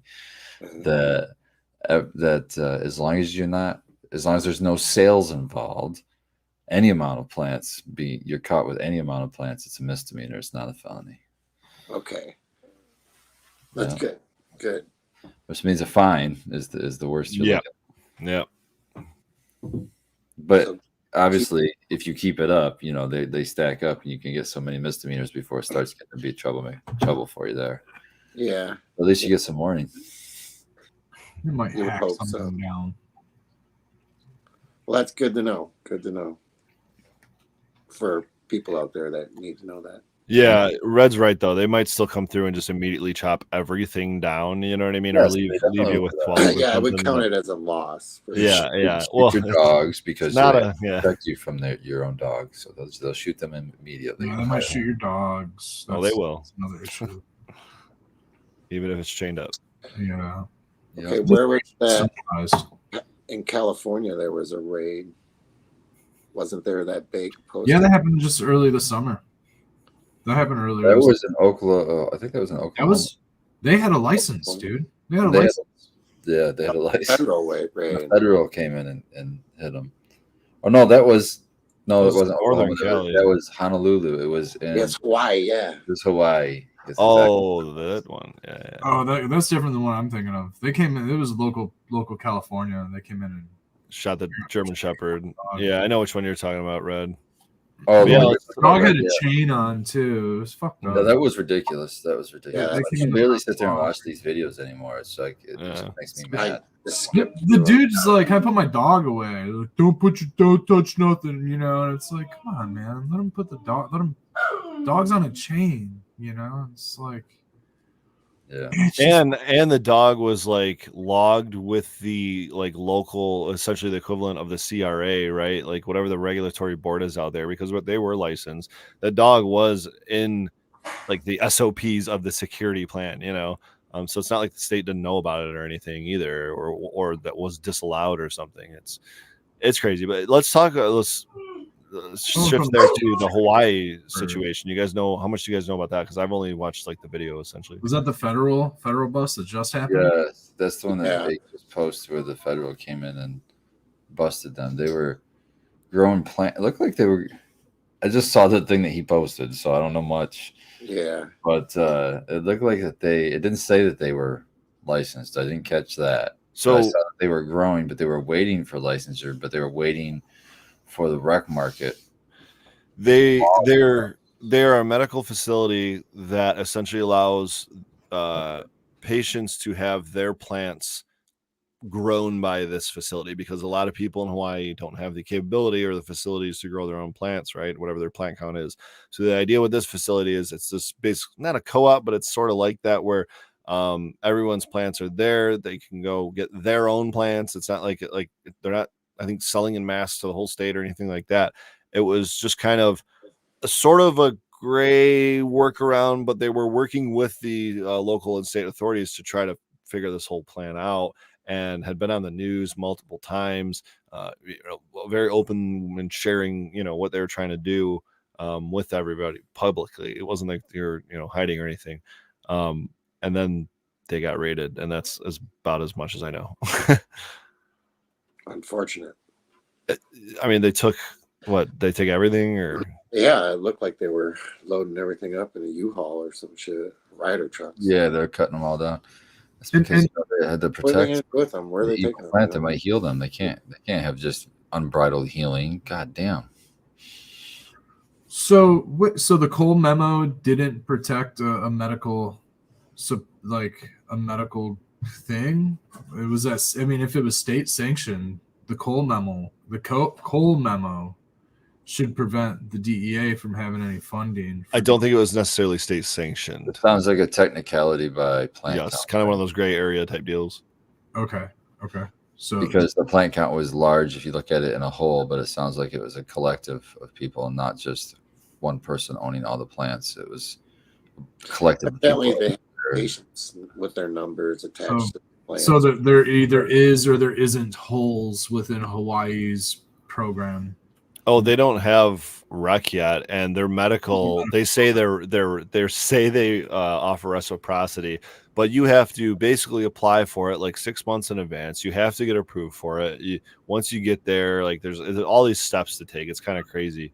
Well, like with Michigan, we have our bills slightly vague, where it says, a caregiver per, a locked facility, and it doesn't say how many caregivers can be on a property. It doesn't say how many, you know what I mean? So I'm wondering, like, so if California or if another state is vague as well, so it either is or it isn't vague in what they did, and trying to work in their gray zone. Because in Michigan, you can have a co-op as long as you have enough caregivers on the land. I mean, the way our township's written in, like, you could almost do that with the township law as well, because they say, they just have to be parcel. You'd have to go through the township fucking bureaucracy and go through the red tape of fucking pulling a parcel section for each fucking one, which would be a fucking nightmare. I couldn't imagine that fucking if you wanted like 4, even 2 people to fucking have to parcel off a 5-acre minimum lot with a 300-foot setback. I don't know how the fuck you're gonna get that with some of these laws anyways. So I mean, I don't want to divert too far, but like, yeah, so it sounds like they had a high profile. Definitely. Yeah, that probably was the biggest mistake, was they probably get big. And then you get big, you get attention.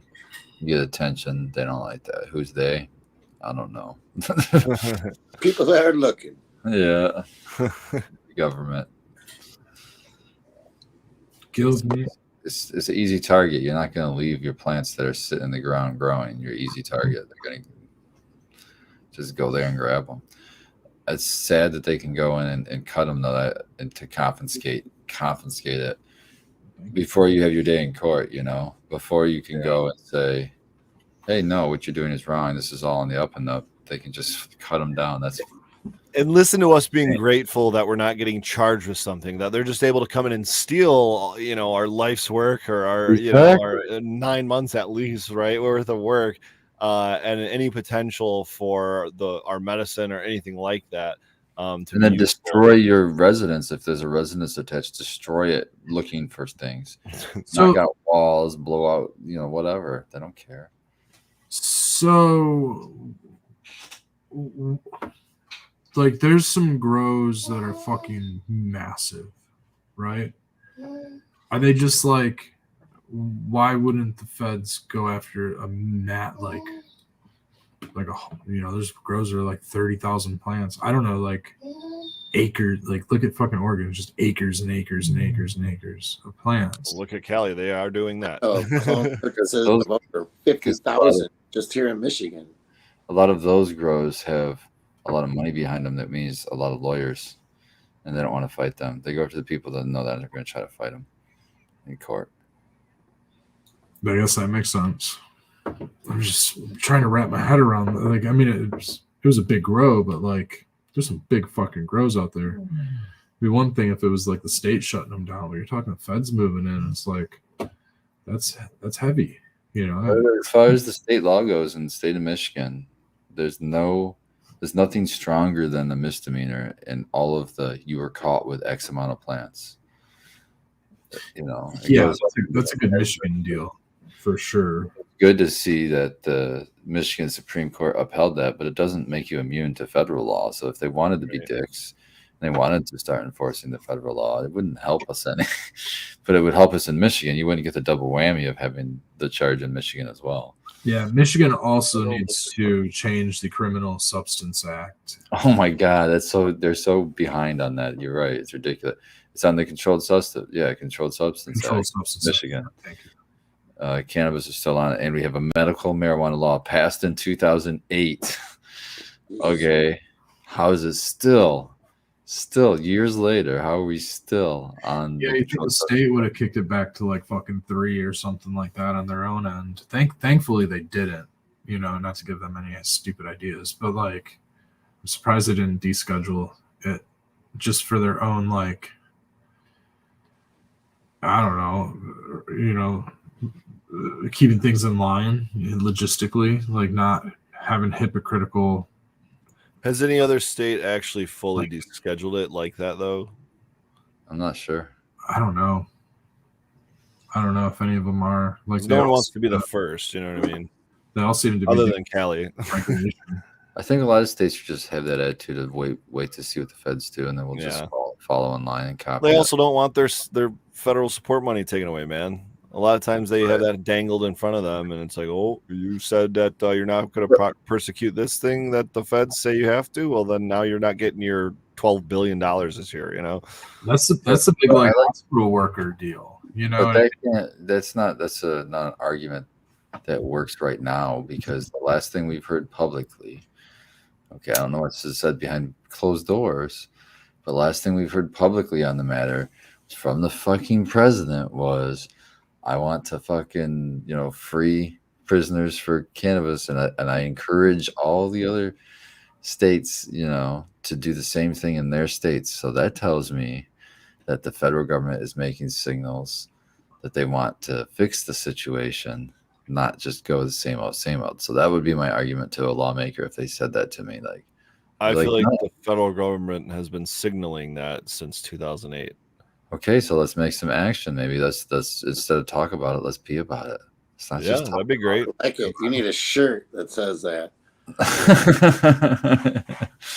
Exactly. I'll be right back.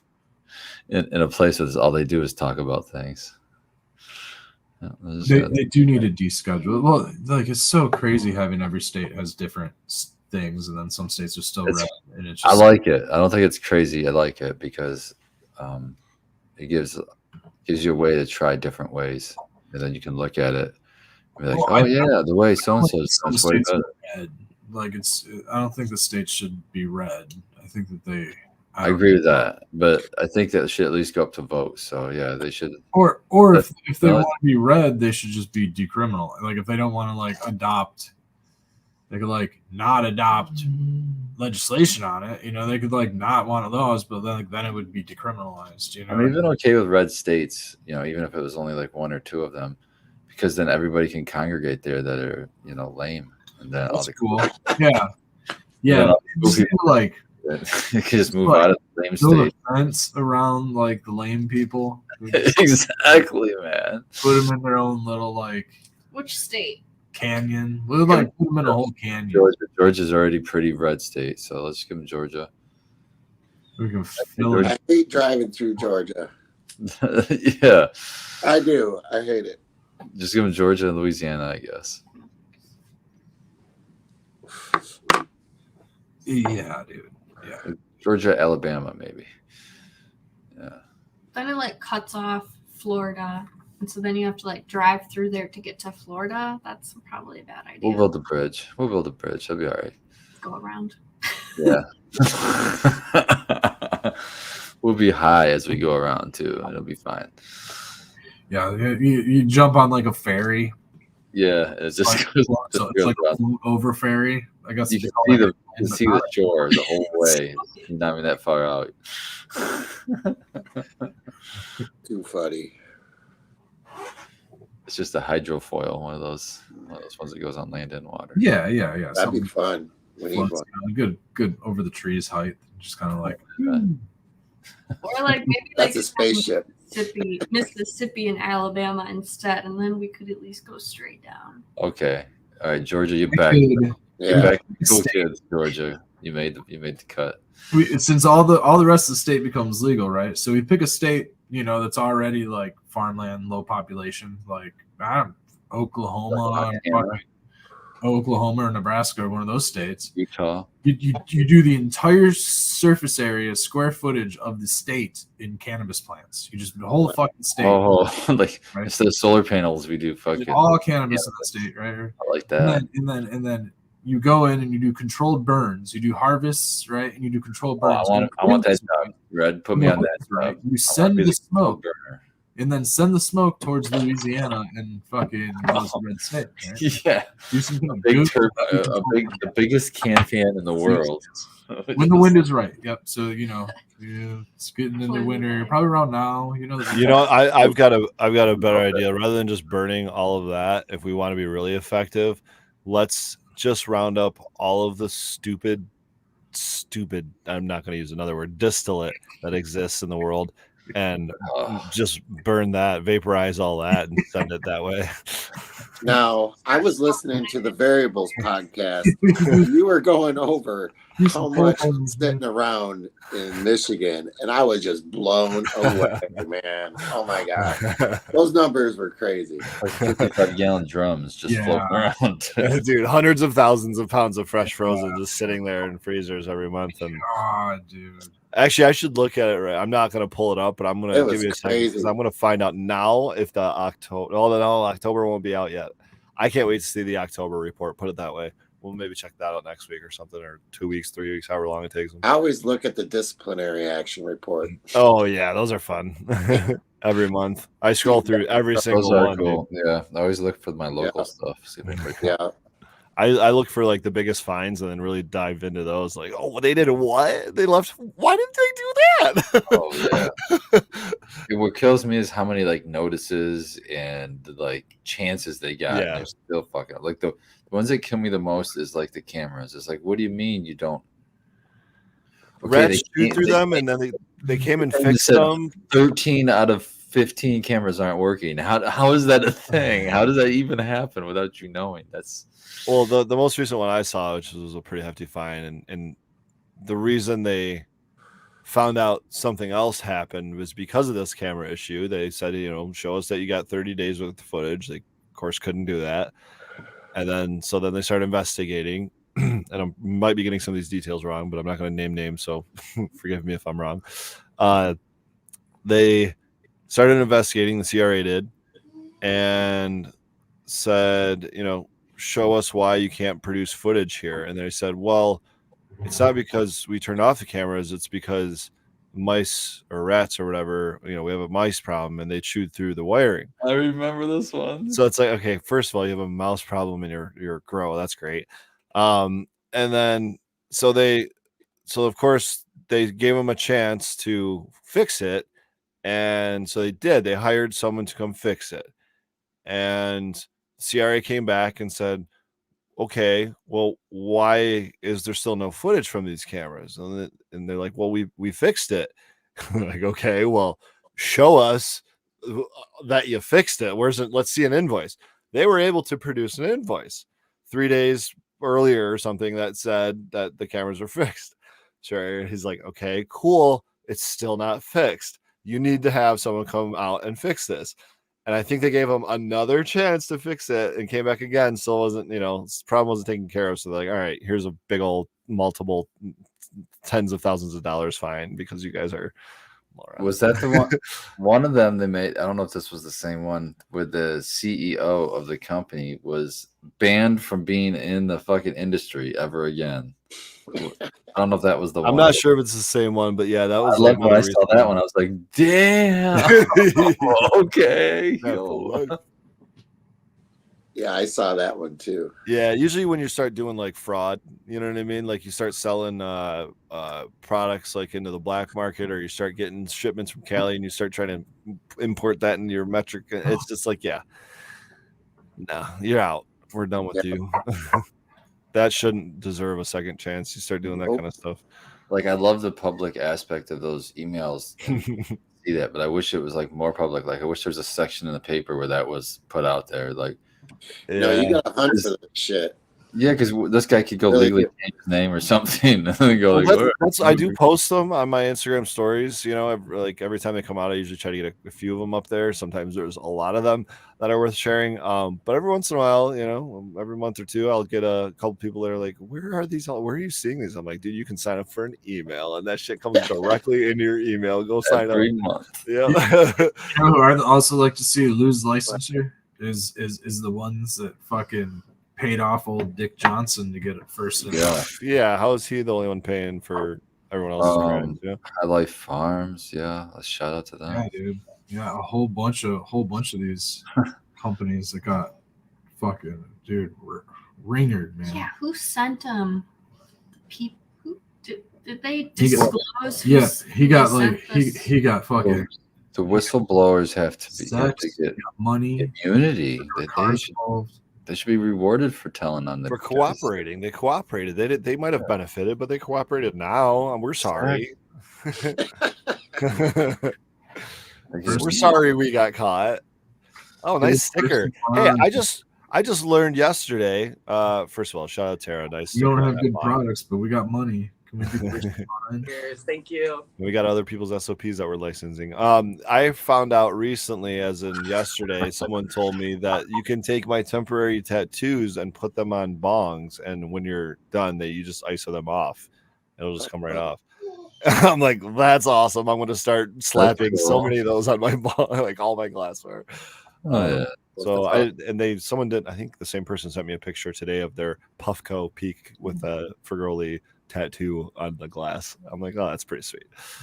That is sick. That's dope. So I don't know. I haven't tried it yet myself, but I've got like thousands of these tattoos because I ordered too many of them. So next time you see me, ask for a few. Will do. Slap them on some glass. Did you We've say got a lot too, if any. The stack up.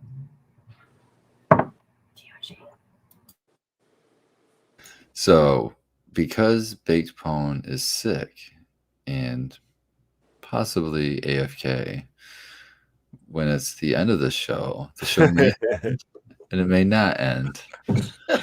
But you will see all of us disappear as we all log off.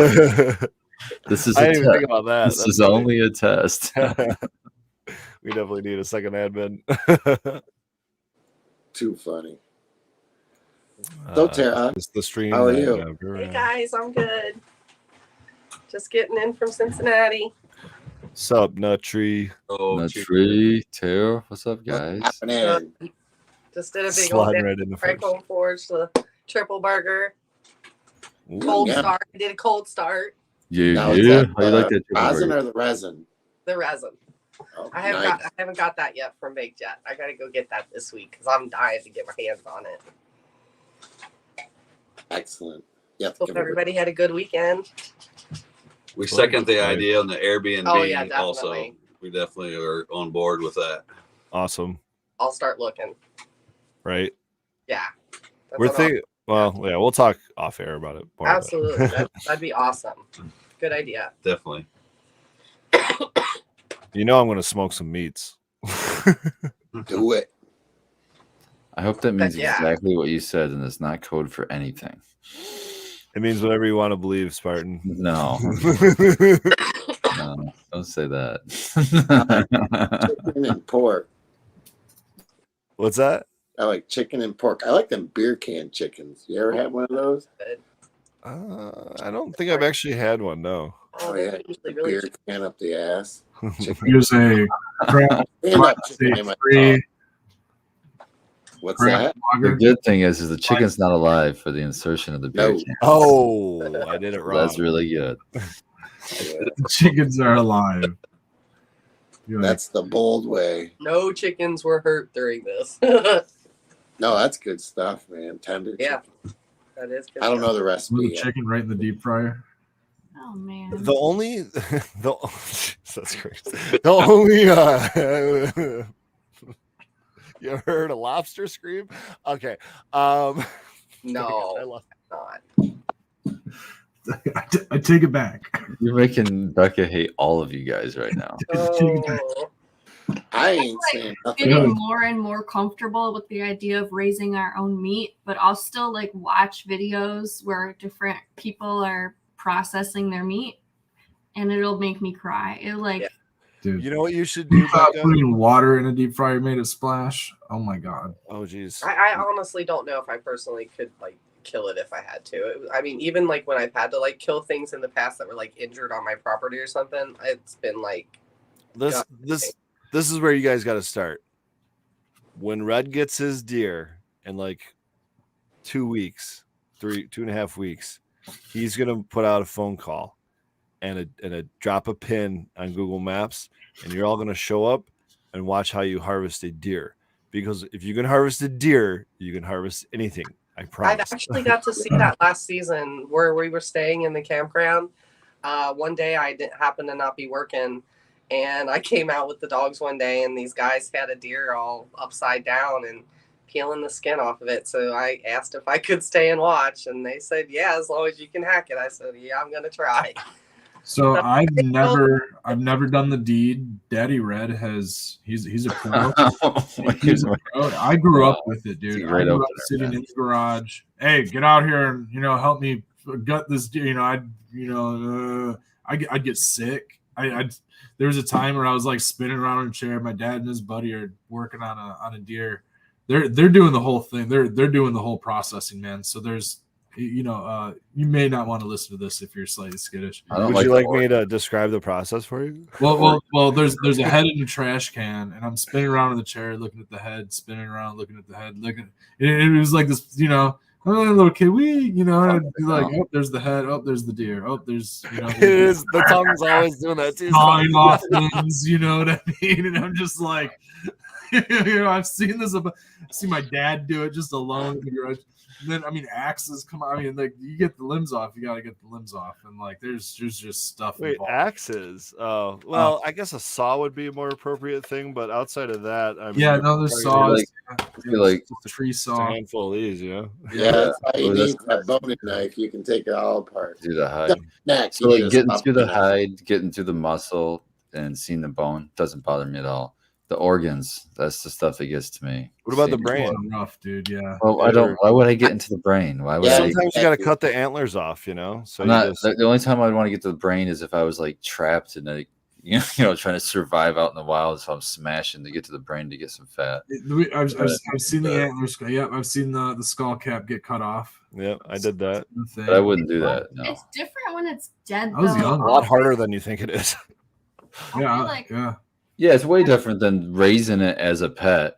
You know what I mean? And then eating it, and then That's- Well, going that's out. the beauty of chickens. You can do finding a that in 6 wild- weeks. That's what I'm. Well, yeah, that's true. Chickens, yeah, chickens. They don't get very old. The hens that you got laying eggs, you're gonna have those for a couple of years. You can get super attached to those. We You don't lost wanna one eat recently those. because of a red-tailed They'd be hawk. That's tough as shit. Hmm. Yeah, I don't know about eating our hens, especially if they get too old or depending on how they die. And the other thing is the plucking. Like I've seen these mechanical pretty feather violent. pluckers, which you can get pretty relatively inexpensive. But I would really rather have like a stainless one, which are a little bit more on the pricey side. But like you can get a feather plucker, which is basically a drum with it looks like a washing machine, but rather than it being like a corkscrew in the middle, it's a whole bunch of little rubber. Just rubber Mrs. Figuroli says she'll do the feather plucking on the beats intentional the community. chicken to a pulp, and it just you pull it out and you fucking Right, you you get gut your it mind. after that, and then you gut it, and then you cut it open. And You gut it. can also just call in that local Amish guy, and he'll bring over his trailer. That's true. That's and if you have enough of them, it's actually kind of Cool, worth Justin. it. If Yeah. you got like 30 birds at a time, and they just charge you $2 a bird, and then you got a couple deep freezers, maybe not 13 of them, but you got a couple deep freezers, and you got enough chicken to last you for the rest of the next 2 years. But Yeah, you I only got- could get you only down. got like one or two red. You could have your mom do it, and then she could be the mother plucker. Mother plucker. That would be Mother great. plucker. That was awesome. We so we've watched a couple like chicken harvesting demos, right? And then Joel Salatin and like there's tons of other like content Starting creators. out with the chicken live, or are you They talking about just do- processing? They do like harvesting seminars, where you can like go to their farm. Sorry, Spartan, what'd you say? I said, was the chicken starting out live at the demonstration? Yes. Or was it okay? Yes. So there's a couple of those. Look up Joel Salatin, and he has some live demonstrations, like doing them at seminars and festivals and shit like that. Yeah. So like Homestead Festival, if you get there early enough, you get to watch a live sacrifice, for food. The most gnarly thing I ever saw was an old lady, probably, I don't know. This is my young eyes, but back in my young eyes, it looked like she was like 90. Literally walking up, chicken one in each hand, grabs him by the neck, picks him up, and goes like this. That's the story my dad told me. And I'm just like, grandma. the gnarliest shit I ever saw in my life. I was Dude, like, I almost did that with our extra roosters because that's the cheapest way of doing it and really the correct way of doing it. But I don't mind sparing around, Ooh, yeah. Roosters, I suppose that'd be the best bet for that.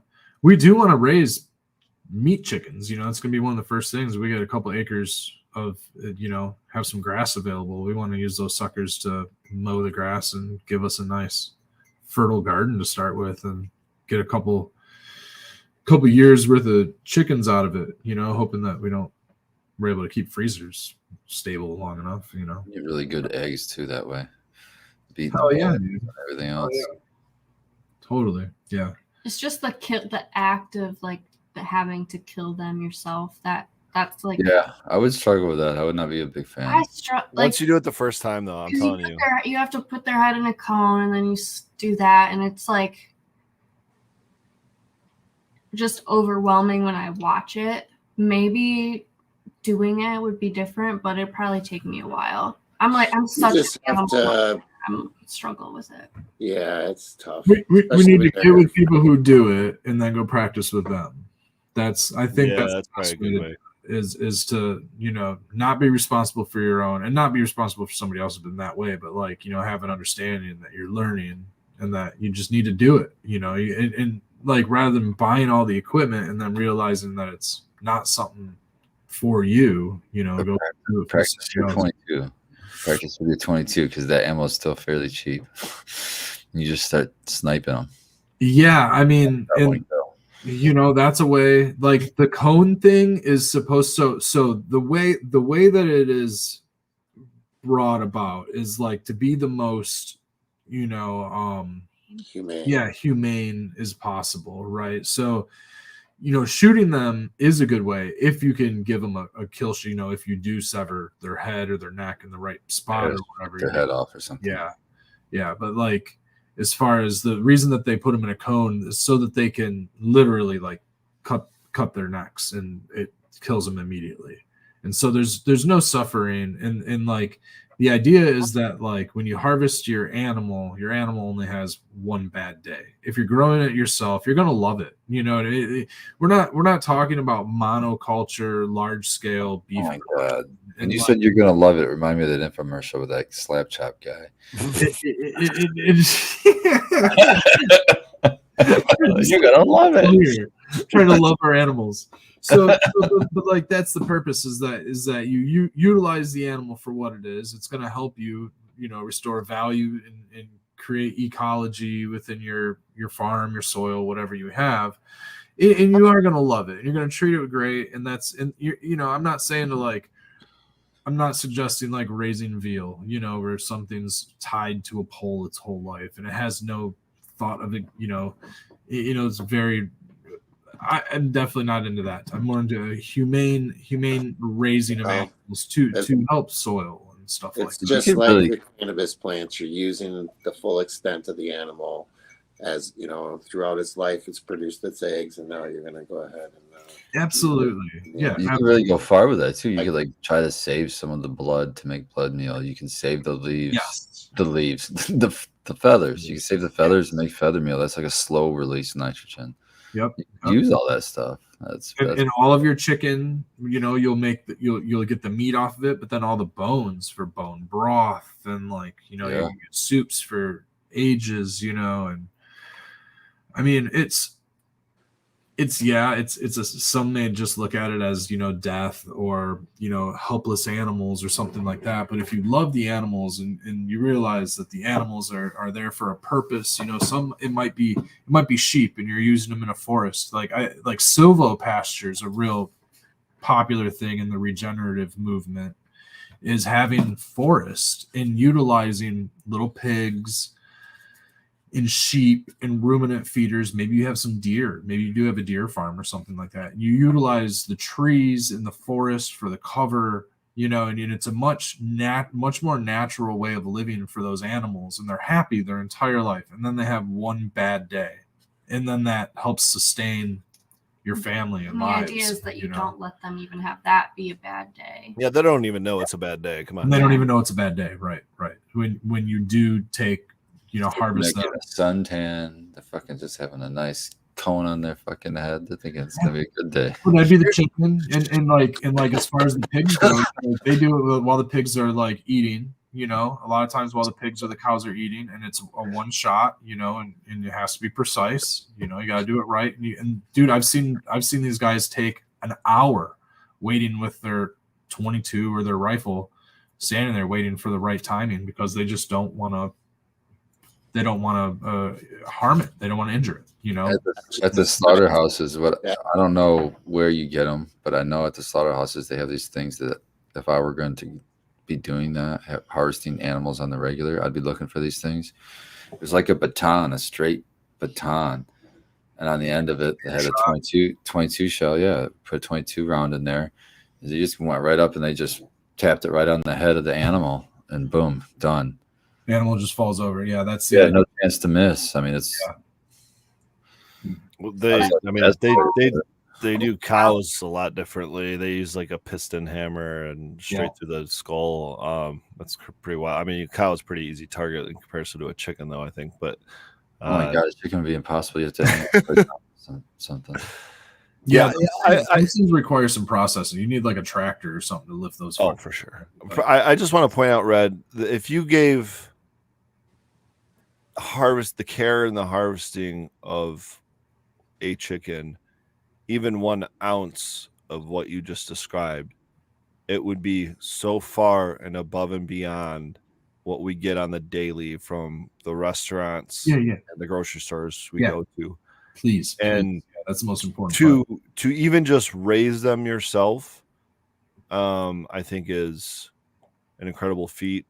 Even if you're not harvesting or processing them yourself, just to raise them yourself is, I think, a huge step in the right direction, because you are providing that life, and whatever that input is for them is now your input, so it's now a closed loop, controllable loop, whatever. And I certainly don't think it's good to like abuse animals in any way, be it livestock, wild or otherwise. But you don't have to go to these absolute extreme lengths just to have what you're looking for. I know you are trying to do it the absolute best way, like you do everything, but I think just taking that step in the direction of raising your own birds, you know what I mean? That's huge. Just like harvesting your own meat every fall, right? That's a massive step to put food in your own freezer. And I don't think enough people do that. We just do too much of the grocery shopping, myself included, restaurants and all that. Shoot, I hit Chick-fil-A. There's a new Chick-fil-A in Flint. I hit that on the way to Grand Rapids this weekend, got myself a breakfast for the first time in a long time. But that Chick-fil-A is a good example, because like, who knows how the chickens were treated? Who knows, dude? And think about how many they I know how they're tasted, and that's good. Well, yeah, and that's totally fine. It's totally fine if that's you're part of your diet regimen. If you need to swing by fast food, just understand how many different chickens are in that compared to what is possible to be done at home. And obviously we got to stop it, get fast food here and there when we're on the run and doing whatever we can do. Everybody has to. It's a thing. Yeah, it's the thing about intention when you're growing it yourself. But I will say, like, now with eggs, at a certain point between losing our flock and stuff, like we of course had to buy eggs. And I felt so gross in that moment buying eggs off the refrigerator shelf at the grocery store, only because I knew I was capable of doing that myself now. And so I think if I get, if you or we get to the point of raising our own meat birds, dude, I'm gonna feel gross going and eating chicken from a restaurant or something, or going and buying it. I already feel.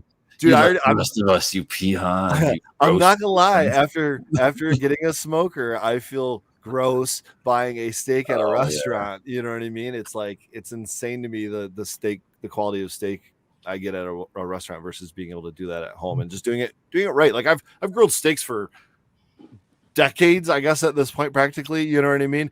But I now know I never did it right because I was always comparing it to restaurant quality, and now just doing going to the average dispo rather than smoking your own. Dude, or you're growing your own. Yeah, dude, that's a huge thing. And not to take it too much further, but not everybody has the space or the ability. Obviously, we're not growing our own beef or cows or even our meat chickens for that matter. But we try to source with intention, as much as we can, and if that means running into small farmers, you know what I mean, shopping farm markets, or even like the organic section at the grocery store, assuming that, a lot of that stuff is locally sourced and things like that. And most grocery stores. You can support farms and eat with intention in that respect of, you know, much more fresh stuff than stuff that's coming over borders and going through all kinds of regulation just to get across those borders, you know, and that sometimes mean remediation, you know. And I think about cannabis being remediated. I think what they do the same. Those processes came from the food industry. You know what I mean? So like all those radiation machines and shit, that's what they use on your food. And it destroys the nutrition value, which is in the microbiology within the food. You know, there's a microbe attached to the vegetable that helps you digest it that gets destroyed before you can eat it, and you know, it's all of our health. So thanks for watching, everybody. Yeah. Cheers, everybody. Cheers, guys. Oh yeah, this will be interesting. I guess we all just bail. See you guys tomorrow. Wow. Peace out, guys. It's that. Go on, everybody. Yeah. Studio. I mean, I don't want to bail. You know what? All right, guys. Welcome to hour 3 of Michigan Bros Grow Show. I am your host, Frigroli, and have a great night.